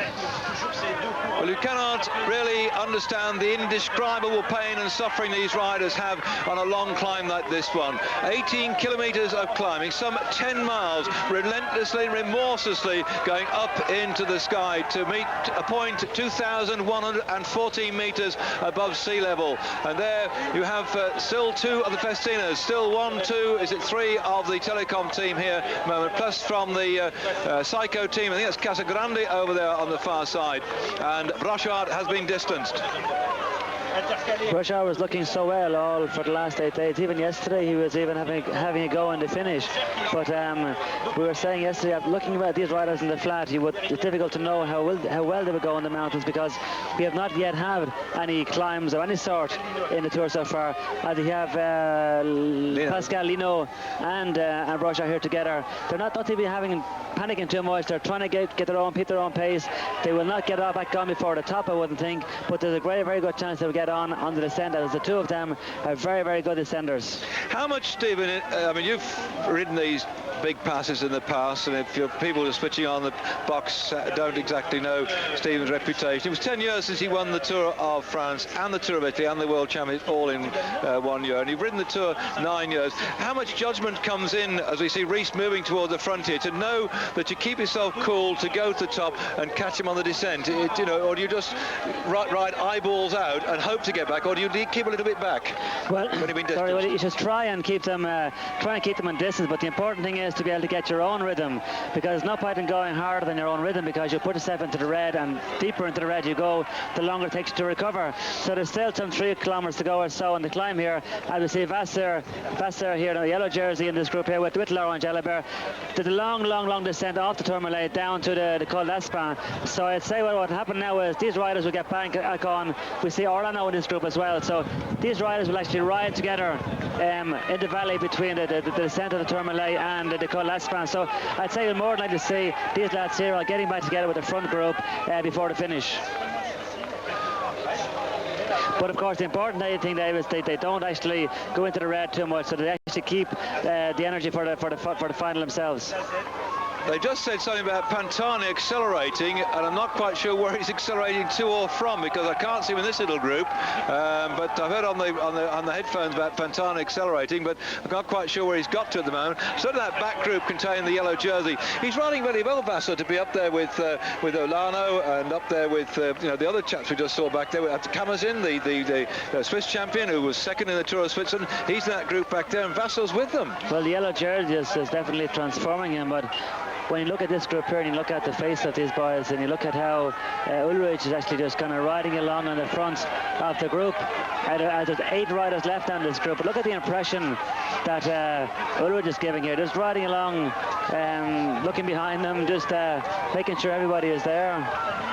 When you think this morning we start out with 186 riders, and a man like Leblanc, who admitted crashed in the Tour of Italy just about 4 weeks ago, has been now climbed off his bike because he just couldn't stand the pace. We've got people like Olano dropped off this pace at the moment. So you're looking here at a handful of riders who have that ability to ride up these long climbs, grinding their way up towards the top of these immense mountains in the Pyrenees. And this epic climb of the Tourmalet, first climbed in 1910. The Tour de France formed in 1903, and eventually they decided to make it tougher than ever by taking him over the big climbs. The giants of the road suffered under these conditions, and right now there's a lot of suffering going on here. There is Pantani, yep, so he's not been off the front, he's off the back, isn't he?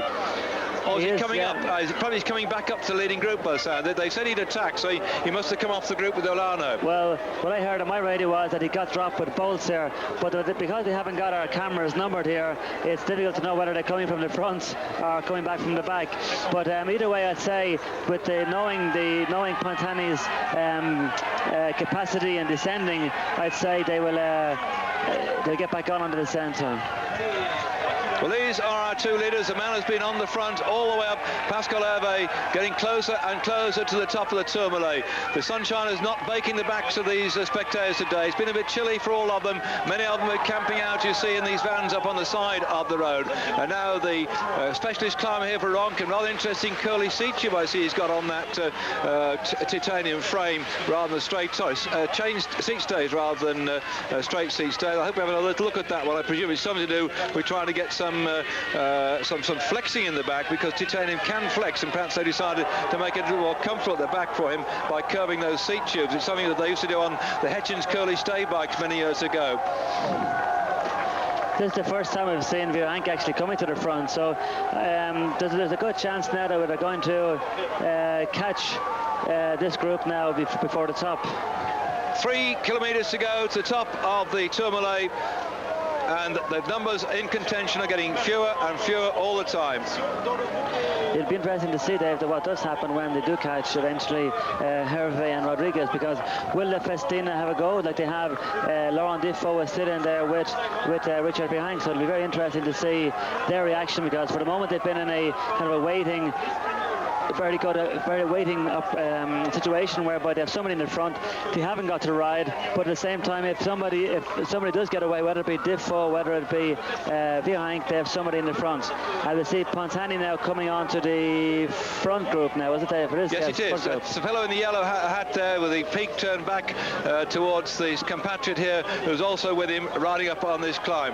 That number 183 is Stefano Cechin of Mercatone Uno team, and they must have overtaken Bertsberg of their team, who had originally been with that leading group.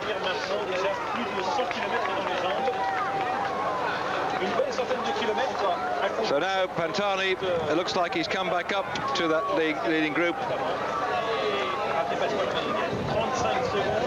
Yeah, there's only 35 seconds left, Dave. Now they're more than likely going to catch them before they get to the top. So it'll be interesting to see then if we have maybe Virenque going to have a go for the Grand Prix of the Mountains on the top of it, or will Diffo have a go, and then maybe they'll try and continue their effort on the descent. Well, Luttenberger calling here for some information, I suppose. His hand has gone up again. A great specialist mountain climber, Luttenberger, and he's now looking for some assistance or coming. I wonder what his question is at the moment. Let's hope he isn't going to have any puncture problems at this stage of the climb. But so far we haven't seen very much of Luttenberger, and we're nearly inclined to say, well, so far we haven't seen or heard of him, so maybe he just hasn't got it this year, because in the previous race he's ridden, like in the Tour of Romandie and what have you, he's ridden, he hasn't shown. So it's nice to see him back here in this final group here going up the Tourmalet. Well, Luttenberger finished in the 7th spot overall in the Tour de France last year. He was always there or thereabouts. He finished 3rd on the 7th stage at the finish at Les Arcs, where Indurain suddenly faded from the scene. So the rider from the Rabobank team suddenly coming good. We've not seen much of him throughout the season so far.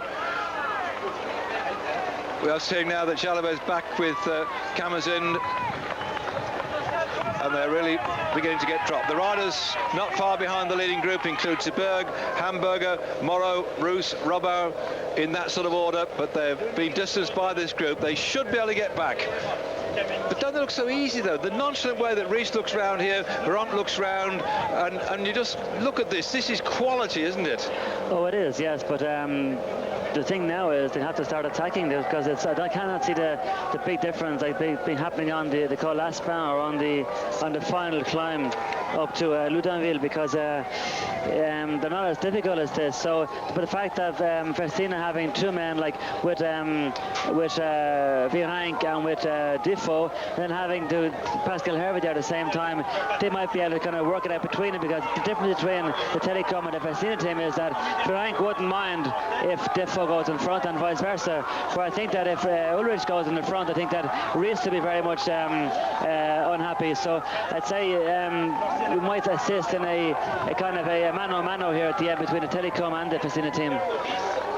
So they're still on this climb then. Rees on the front, Varong just behind him, and Ulrich in third spot. An attack coming off now, and it looks like that Luca going, but he's been dropped already. Thing is, Dave, he's tried it a while ago and he was caught pretty quickly. So I say the riders will let him go now, but because they know that well he's doing the team of he's doing doing what he's doing now. He's just kind of doing it to make the race a little harder again for the likes of the Telecom. But because he was attacked earlier on and got caught practice straight away, they might let him go this time.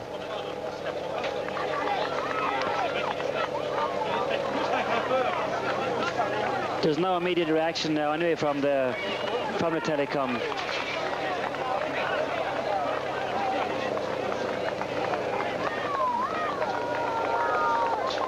One thing is sure anyway in this stage is that this morning at the start of the stage, Festina said that today is going to be fireworks day. It may be July 14th. There may be fireworks tonight, but it's going to be fireworks on the Tourmalet as well. And I must say that they have definitely kept their word. They've attacked right from the start of this stage with Pascal Herbie in the front. Now we have Luca attacking for the second time on the Tourmalet. We have Leblanc just behind them. We have Laurent Defoe also. So they're putting in a great race at the moment, and fair play to them. They've kept their word.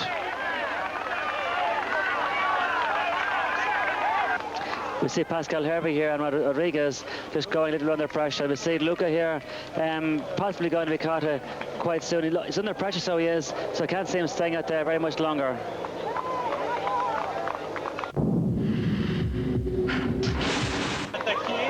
This is what's left of the main group. It was 63 riders at the bottom of the pack, bottom of the climb of 18 kilometres, some 10 miles of climbing, and one by one the riders are dropping backwards, and the biggest loser today has been Leblanc, who abandoned on the way up the climb, suffering with that knee problem from the crash he had when he crashed out of the Tour of Italy. Luca tried to attack earlier on the climb and faded and went back out the back of this group. He caught them back up again, and now for Festina he's putting in quite a bit of work again, but his teammate up in front has been setting the pace all the way on the climb. Pascal Hervé, together with the rider from the Calme team, went away. That was Pasquale. They went away on the flat part of the course. They took off just after the drop of the Col de Soulot after about 70 kilometres of racing.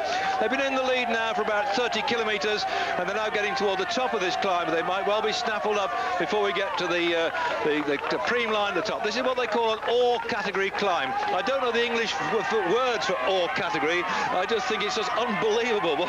Do you know what all category is in English? Well, an all category climb is always one way. You have a fourth, a third, a second, and a first category climb. They're all very hard. Then you have an all category. All category means just that there's no category for it, so it's just something just out of this world. So there are only a few of them this year on the Tour de France, but this is one of them. Well, here we are right up in the top of the climb of the Col de Tourmalet, 2,114 metres above sea level, and this is where the very specialist climbers come into their own. But remember, when we come off the top of the Pyrenees, we go down into the time trial section at Saint-Etienne, which gives the specialist time trialists a chance to claw back some time. Then we move again along a sort of fairly flattish run, then we go up to Alpe d'Huez, a few days in the Alps, and out again towards Paris. So there's something for everybody in the Tour de France. The sprinters have had their day now. Most of them are languishing back in what I call the bus earlier on. That's where a group of riders are working to stay within the time limit. They cannot climb like these gifted riders here can, and certainly they're giving us great entertainment. And the crowd that have turned out, as at last night, they were camping out, waiting for the best spot, and now seeing Pascal Hervé come through, and it was his birthday yesterday, so he's going to celebrate in fine style by adding his name, I think, to the list of the riders who've gone over the top of the Tourmalet in first spot. The murky conditions on the top, let's hope we don't get any problems with our helicopter and the cameras picking out the riders they come through. But undoubtedly, Stephen, you know this climb well. It must be an electric atmosphere, even if it is as cold as it is now. It's very interesting to see now, Dave, if Ulrich is going to let Richard Virenque get the points at the top of the hill just like that, or if he's going to maybe go for them himself, because if he lets letting Virenque go and get them himself, he's automatically giving him a little bit of a kind of, he's keeping him happy, whereas if Ulrich tries going for it himself, he might make the Festina team a little bit annoyed, making them feel that the Telecom team are going just after everything that's available. So it'll be a good tactical move if Ulrich just does let Virenque go for it, without actually contesting the sprint himself. Well, Well, this is a climb well known to Robert Miller, who may be watching back in Great Britain at the moment. He'll know what it's like on this climb of the Col de Tourmalet. He won in 1989 here. If we look back to last climb he came over in 95, it was Veronk that was first over the top. He was first over in 94. Tony Rominger first over in 93. The great Claudio Capucci first over in 1991. Those are some of the recent winners on this big climb here. And we look back at the names of people who won the Tour de France who climbed this in fine style. Van Impe in 1977, who also won the Tour de France, came over here in first spot. And looking down there, in fact, I think first man over the climb was Pasquale. He stayed on the wheel of Hervé, so Pasquale now adds his name to the list, the roll call of honours of those riders who've taken this climb in their stride, dating back to La Pise in 1910. There we have Hank now going up now for what point to the left on the Grand Prix of the Mountain Supreme. We just saw the riders behind him then, Ulrich and company, just getting it going over as they can. I would see Vadras Vasseur now seems to be in great difficulty here, Dave. He was making great progress by leaving Jalabert behind him and Roche behind him there earlier on, but now he's actually blowing himself. It's very, very difficult climb this Col de Tourmalet, and especially the last 2 kilometres. And in the yellow on Bastille Day, he's fighting back, this man Vasseur. And when you think that when over the top, the nearest plate man to him on general classification, looking down this list here, would have been Jan Ullrich, who started 2 minutes and 56 seconds down. Watch that clock on the right-hand side to see how close he'll still be to keeping that yellow jersey. When he goes down the other side, he'll try and close that gap up. He hasn't got any GAN team riders with him. He's got to do it all on his own now. And the whole of France is urging on. The man in yellow on Bastille Day, riding himself almost into a frazzle to see if he can keep that jersey on his shoulders. He's going to come down the other side some 17 kilometres, then up the Col d'Aspin. He really is fighting hard here, and he has, I say, that cushion of some 2 minutes and 56 seconds on Ulrich, who's the best placed man in that leading group. I suppose you all saw what I saw. You all saw some hands coming out and getting a little push on the backside, you know. Like that can help you, but does not give you as much help as you might think it gives you, because what it does is it's breaking your rhythm. So a guy that's under a lot of pressure, it'll help you, of course, but not everybody wants it. You see the way he has to swerve in and out to avoid some of these people. So it's very, very difficult. He hasn't gotten that much help, but it can help all the same. Now what will happen now, I think, is they will make the descent now as fast as they can, and like even if he goes over the top for 2.5 minutes behind the front group, it's still not all over for him, because the descent is very, very fast. The fact there's a bit of fog around will make it a little bit more dangerous. The lads in front won't take too many risks on the descent, because, well, they're going for the overall and in Paris rather than keeping the jersey for another day, and it will give the opportunity for these boys behind to ride very hard and get back on. You can see the descent here, David. It's very good road surface here, and it's very, very fast. But unfortunately, see these corners here, Dave. You're going down at a great speed. You're going down about 40, 45 miles an hour, even more, maybe sometimes maybe 50 miles an hour. You're going into the corners. It's even going into a bank. You cannot see through the corners, as you can see from the motorbikes here. And the rest of the people over the top for the climb, remember, Veronk was over the leading pack. Just behind him with people like Ulrich and Rees and the rest of them now. They're beginning to relax on the way down. They've done their work. They shelled out lots of other riders, but unfortunately the cameras have gone off Vasseur fighting his way up to the top of the climb, so we can be interested to see how far down he was. There's Jalabert coming through now. He's going to be certainly well over 3 minutes down, and as he goes through there, he looks a very disappointed man. His legs aren't going round at all well. Is that Taffy with him as well? No, look, too small for Taffy. Too small for Taffy, all right. Well, certainly he's over 3 minutes down. We didn't see the Vasseur go through, and I think he must be ahead of Jalabert, so he might still be in contention for the yellow. Yeah, I think Vasseur went over a little under 2 minutes, Dave. Well, he was this morning, compared with Ulrich, 2 minutes 56 seconds down. The sad news about Chris Boardman is the last time check we had, he was over 2.5 minutes down on the leaders as they hit the bottom of the climb of the Tourmalet, following the crash when he was coming down off the Col de Souleur. Just coming over the racetrack at the moment, Dave, the cars are going down at 75 kilometres an hour. So 75 kilometres an hour is not that fast really for the Tourmalet, because normally you'd be going about, say, 90 kilometres an hour going down it. But they're saying that because there's a lot of fog, but not that much. But the one dangerous thing is the road is still a bit humid. A lot of white lines in the road here, as you can see in the middle of it here, but also a lot of painting on the road, like "come on" behind and "come on," both everything else. So it's very, very dangerous. So the riders in the front are not going down like a get crazy altogether. So it'll give the riders behind, the likes of Vasseur, Jalabert maybe, but anybody that's ridden 2.5 minutes of the front group, it'll give them time to get back on again.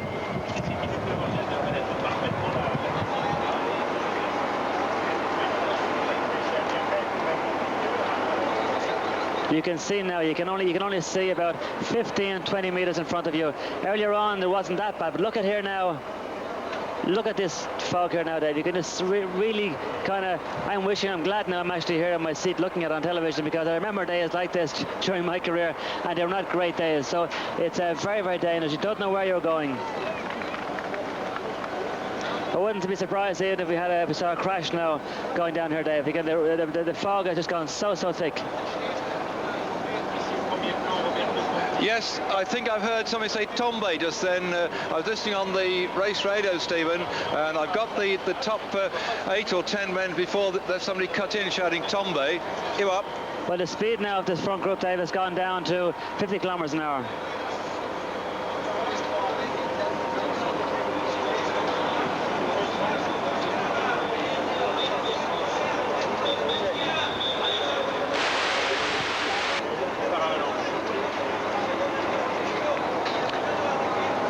A lot of the riders are putting on raincoats going down, but because of the very, very damp climate, damp weather conditions, it wasn't actually a bike, it was actually a motorbike that crashed, Dave, I hear on the radio at the moment, going to the tunnel.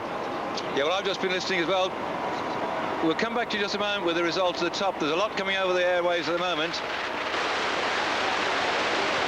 And I hope we can pick up to see where Chris Bourman's got it.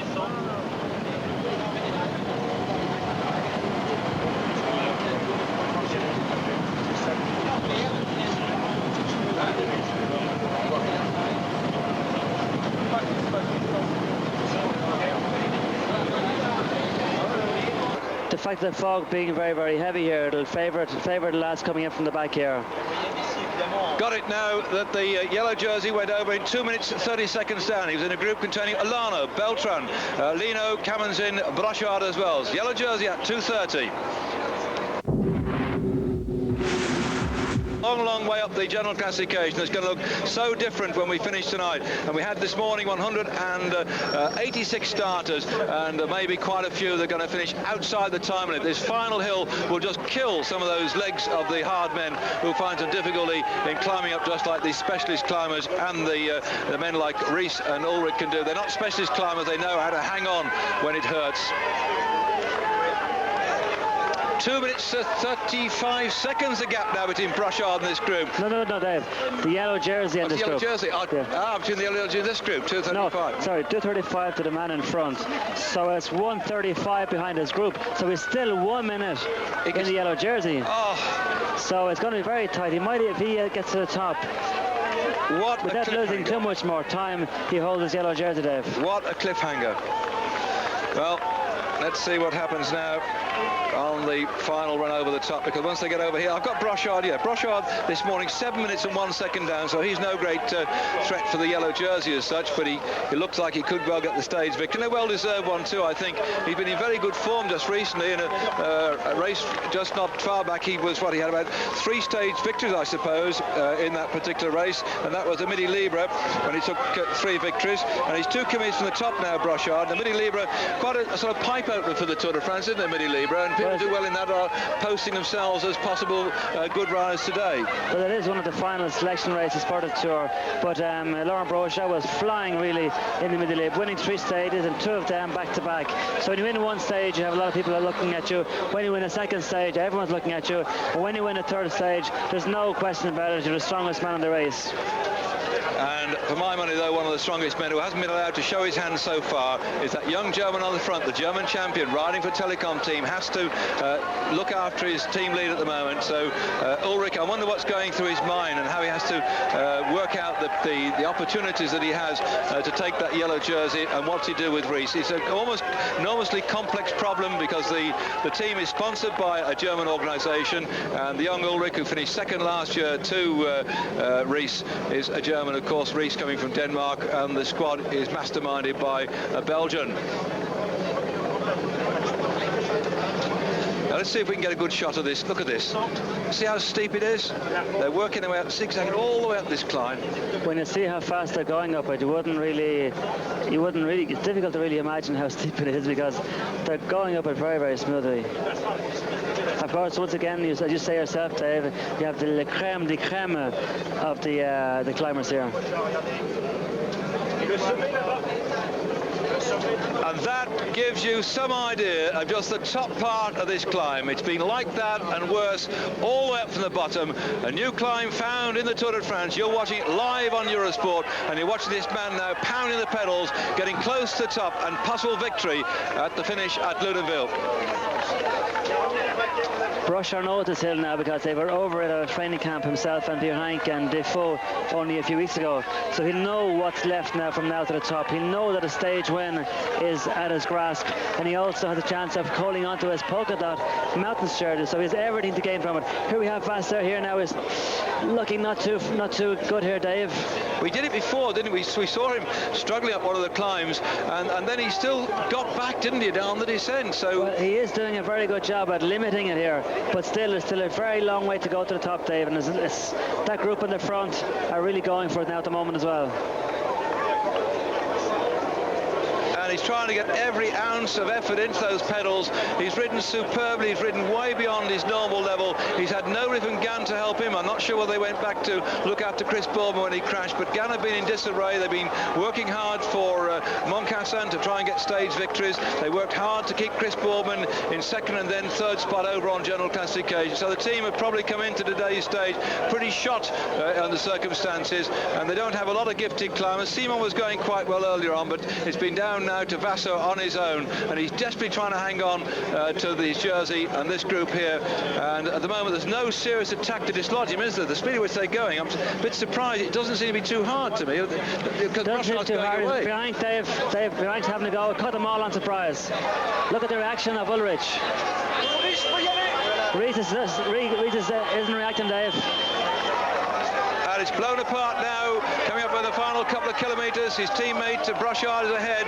He's timed it just right now for Onk, but he's been quickly mastered by Ulrich. But Bierhank has a problem here because he has Brochard in front. Brochard is nearly guaranteeing himself a stage win. Bierhank is here behind. He's bringing up Ulrich and the other lads behind him here. So if he closes down on Brochard, and for example Ulrich wins, for example, he would never be able to sleep tonight or for the rest of his life for that matter. So he's stuck here with a situation where it was, do I keep riding on the front here and drop Reese and forget about Brochard, or do I just kind of hang on a little bit and let Brochard guarantee the stage win for the team? But look who's here as well, the pirate himself, Pantani. He with the bald head behind is now coming up to these two as well. Pantani, thank goodness he's coming back in, although he's not going to challenge for the overall. I'm sure we're going to see Pantani tomorrow, perhaps at Andorra, because if he's really going to form, this man is an absolute amazing mountain climber. Considering he broke his leg in several places, he was out of action for nearly 18 months. Pantani fighting his way back. What a character, and he's now showing his strength, and Reese has been really distanced. I think that Bierhank is going to go for it now. He's not going to ease up at all now as he gets over the top. Then he will make a very ferocious descent. And they're catching Brochard here now, Dave. Oh, Bierhank will get a good old thrashing from the team manager, I'd have thought. Brochard looks sideways, don't you think so? No, I think Brochard understands. Here Bierhank is going for the overall win, where Brochard was only going for a stage win. But I can see it's not over yet because you will have Reese behind, which is an incredible descender, and there's still some 10-11 kilometers to go. Pantani launched himself away. Pantani goes for the King of the Mountains points here. That man is by no means finished on the polka dot jersey campaign. I'm sure we're going to see him tomorrow on the run to Andorra, where we've got another stack of big climbs, and Pantani's persisting with this one, but he doesn't go down very well. He's a bit of a crazy descender. He does go down well, provided he finds obstacles in his way sometimes on descent. He's a great descender. Here's Reese. And Reese looks a bit stuffed at the moment. Pantani certainly drops like a stone. He takes all risks on the way down. Let's hope he stays upright. What a day it'll be if Pantani wins the stage, having come back virtually from the dead as a bike rider who not all wrote up. A lot of people said that's it, the state he was in when his leg got broken, and he's worked himself back and back and back, and now he's shown a ferocity on this climb, which bodes well for tomorrow's stage into Andorra. Laurent Defoe coming along now, Dave. And also with Zerberg, I think it is, or certainly one of the other. It's Berg, yeah. And this, I think, is Camazin coming up. No, it isn't. It's Casagrande together with the rest of the pack now, and they're splattered all over this final climb of the day, and it's Pantani that's done the damage as well, and Veronk likewise, but Ulrich is there at the moment as he's now got his team leader Rees grovelling in his wake, and here they come through yet again. More of these riders coming up here, struggling to stay in contention. This is Camazin coming through a lot. Oh, look, you're quite right, he goes right on the very limit, doesn't he, Pantani? He was really doing a wall of death stuff in the grass verge then. But Ulrich is not a great descender, so they might have a chance of maybe dropping him on the descent. On the way down then, in toward the finish on this fantastic stage of the Tour de France.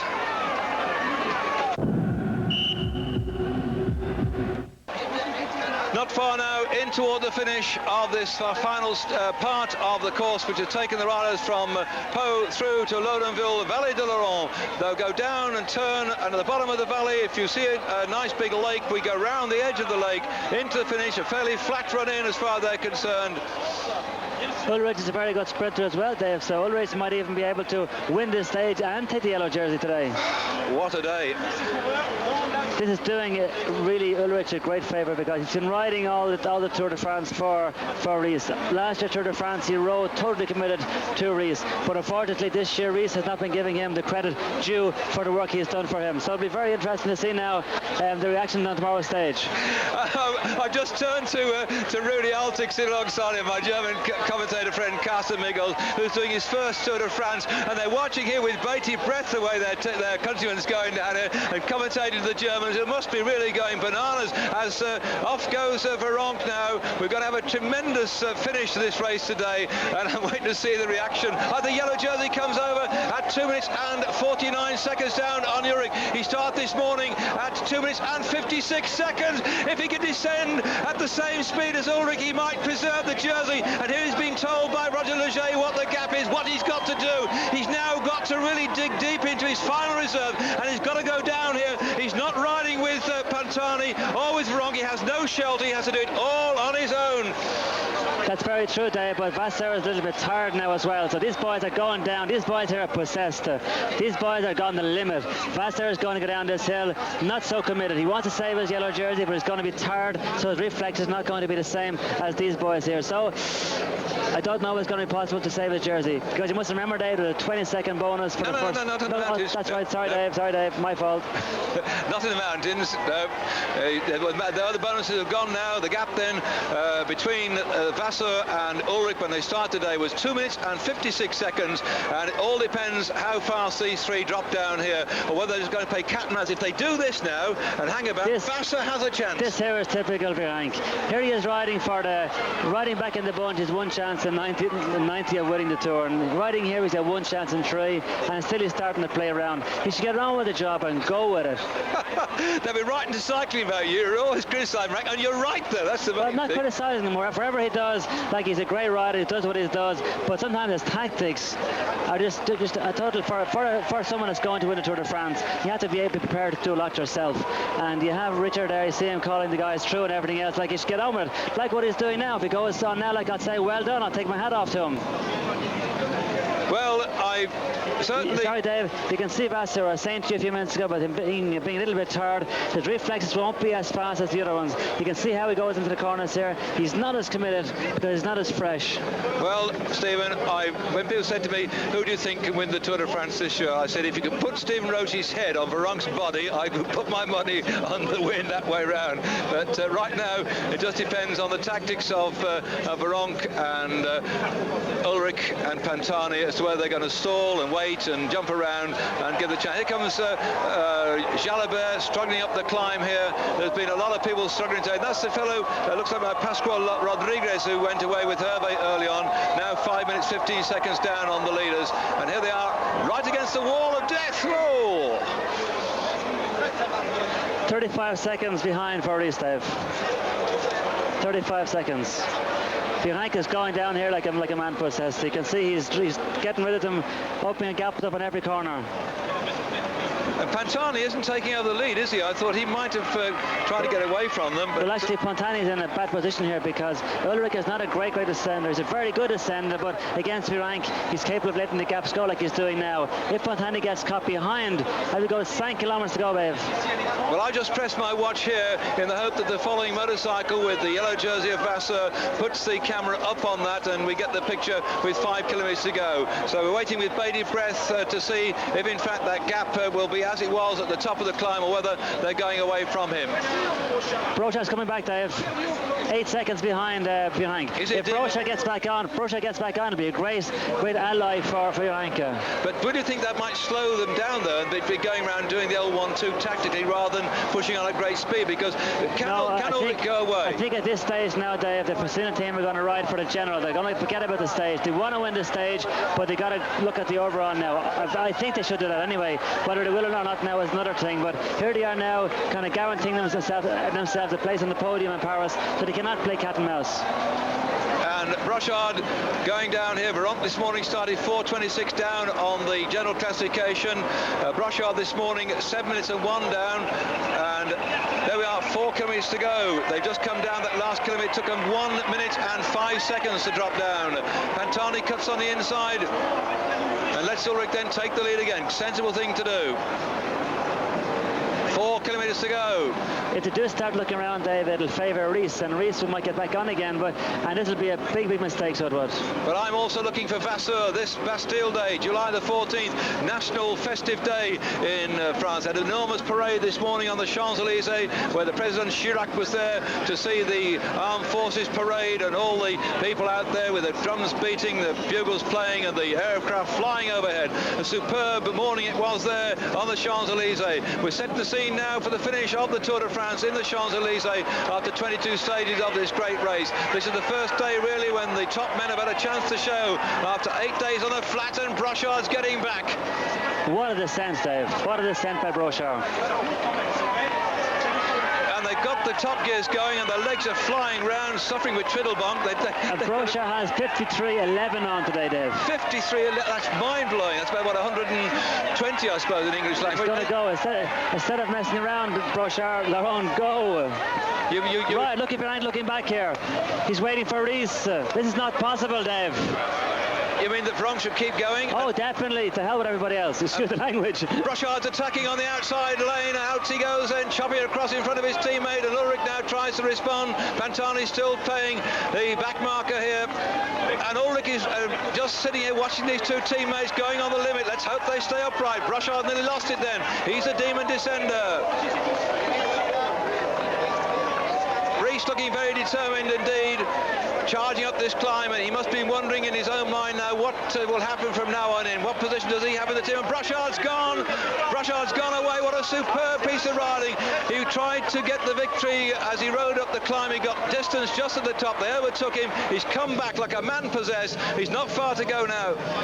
It's not far to go now either, but it's Brochard's going to win the stage maybe, but Virenque is risking his place on the podium here because he must put as much time as he can into Bjorn Rees, because in the time trials Rees is going to beat him. Okay, there's a lot more mountains to go. He's probably saying, well, there's more mountains, I will put more time into Rees. But Rees, every day goes on, he gets better in the mountains. And here they are dropping down, chasing after our breakaways, the 4 men, Brochard having rocketed past those 3 men. And interesting too, I think, somehow, Stephen, that with Brochard going away like this, we saw Ulrich looking at Virenque, and both of them looking at each other and slowing down. And Ulrich, surely he has to go because he wants the yellow jersey, or can he not attack because of Rees? Ulrich should ride, it doesn't matter who he rides after, but he should be riding on the front now that Brochard is gone. But then Brochard is 7 minutes down on GC, so maybe his main man is behind. Yeah. So it's quite understandable, but here is the opportunity for Virenque to put as much time as he can into Rees. I'm sure that Brochard here, what he meant to do was to just ride on the front and just drag Virenque along, but Virenque let the gap go as if he was going for a stay. Look at this. It's unbelievable. It's playing right into the hands of Cedric Vasseur, who's riding himself into oblivion behind us. He's trying to come down and cut that deficit. He has to finish within 2 minutes and 56 seconds of Ulrich, and right now it's playing straight into his hands. The whole of France will erupt if that yellow jersey stays on the shoulders of Cedric Vasseur. He may not keep it tomorrow, but if he keeps it today, then the champagne will certainly flow. And look at Rees, he must be wondering in his own brain what he has to do now to reinforce his authority. And here comes the yellow jersey. He's riding himself absolutely flat out, and all the people along the route know that he's trying to preserve that jersey. There could be a French victor for today, and it could be a Frenchman still in the yellow jersey. That's the lake down below. They're going to come round the other side of it. On the far side of that lake is the finish, where a massive crowd now is waiting with bated breath. Yeah, Ulrich is riding the race up for Rees. He's still not taking over. He shouldn't have let Brochard go, but then Brochard probably surprised everybody.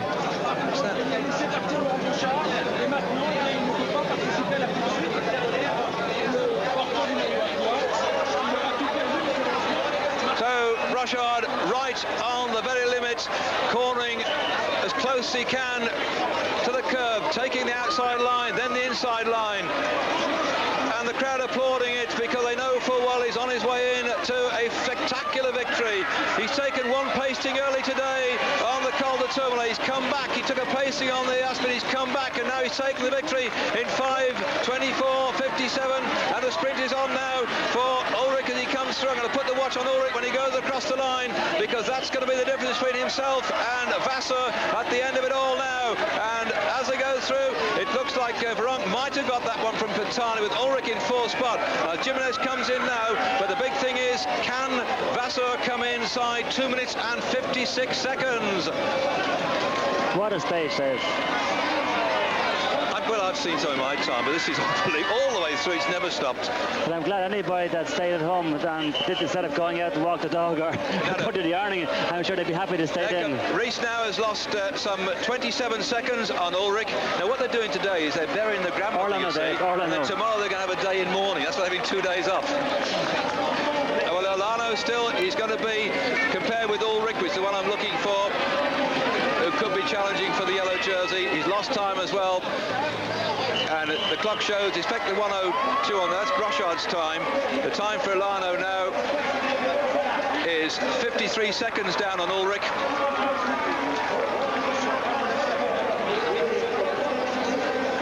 Well, we won't be on air right the way through for the next 40 minutes after this race finishes, but there's got a lot of people sitting here with bated breath to see if the big group of riders come inside the time limit. They're going to spread all over the mountainside. Certainly the spectators along the route will have had plenty to look at today, plenty to interest themselves, because they've heard on the radios, they'll have it on their television sets. And there is the yellow jersey. My clock says he's got 1:22, 1:23, 1:24, and he's on the outskirts of the town now. He could just about make it as Cabazin comes in. He also tried to win the stage today, and he's lost, you see there, nearly 2 minutes of time. Just calculating here, David, the clock you see here ticking away on the bottom right-hand corner of your screen here.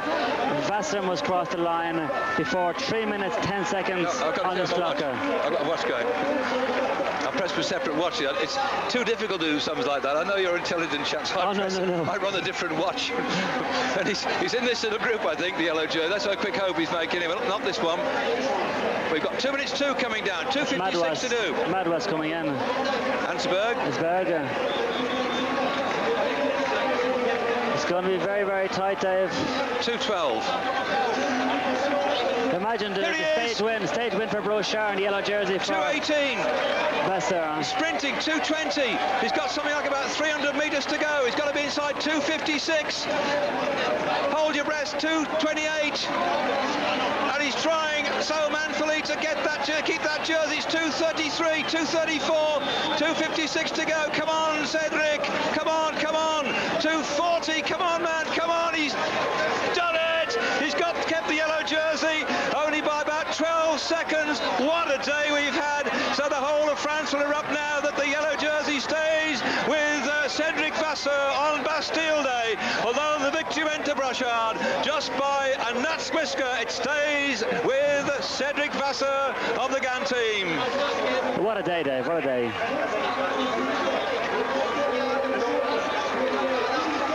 Look again at that finish. Well, you had a few things to say about Virenque's tactics today, but I think it finally must have helped Vasseur, who just got in by the skin of his teeth. Looking at it on an overall perspective, you have Roche winning a stage, you have Vasseur holding the yellow jersey, you have Virenque finishing second, you have Rees finishing behind. Of course, looking at it on that way, it's been a fabulous day for Virenque, and Virenque probably has made all the right decisions.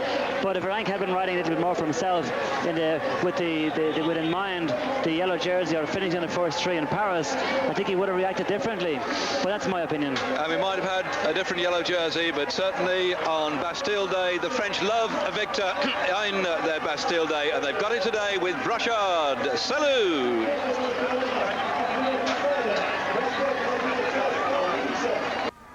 Laurent Brochard wins, but Virenque, Ulrich and Pantani can all be happy with the way things worked out on stage 9. Ulrich looks more than ever like the favourite for overall victory. He came through the first examination in the mountains with flying colours. We know now that Virenque is in form and Pantani will be a real force over the rest of the mountain stages. But Rees looks a fair way from the form which saw him win last year. Britain's Chris Boardman finished almost half an hour adrift. The stage winner, Laurent Brochard, said all the team had worked well and done a great job. At the start, he said they weren't sure if Richard Virenque and Laurent Duffield were in good shape, but everything went well and the win the result of all their work. Quite a Bastille Day for the French. No one would have bet on Cedric Vasseur still being in yellow in Ludenvale. Vasseur said he had showed everyone that he was a fighter. He said he was surprised himself every day on this race. He knew it would be hard from now on in with only a 13-second lead, but already he'd had a great Tour de France, and who knows what will happen in the next few days.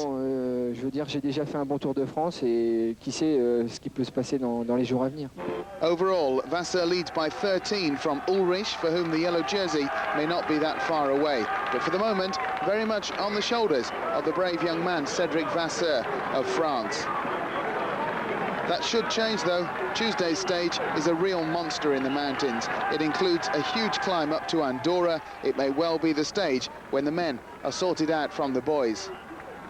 Remember, the whole stage is live on Eurosport. It starts at 8:30 in the UK, no less than 8 hours of live cycling.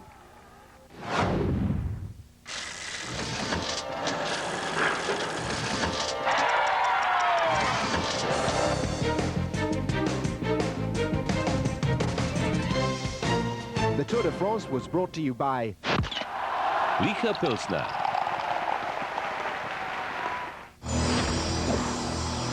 And Astra, the satellite system.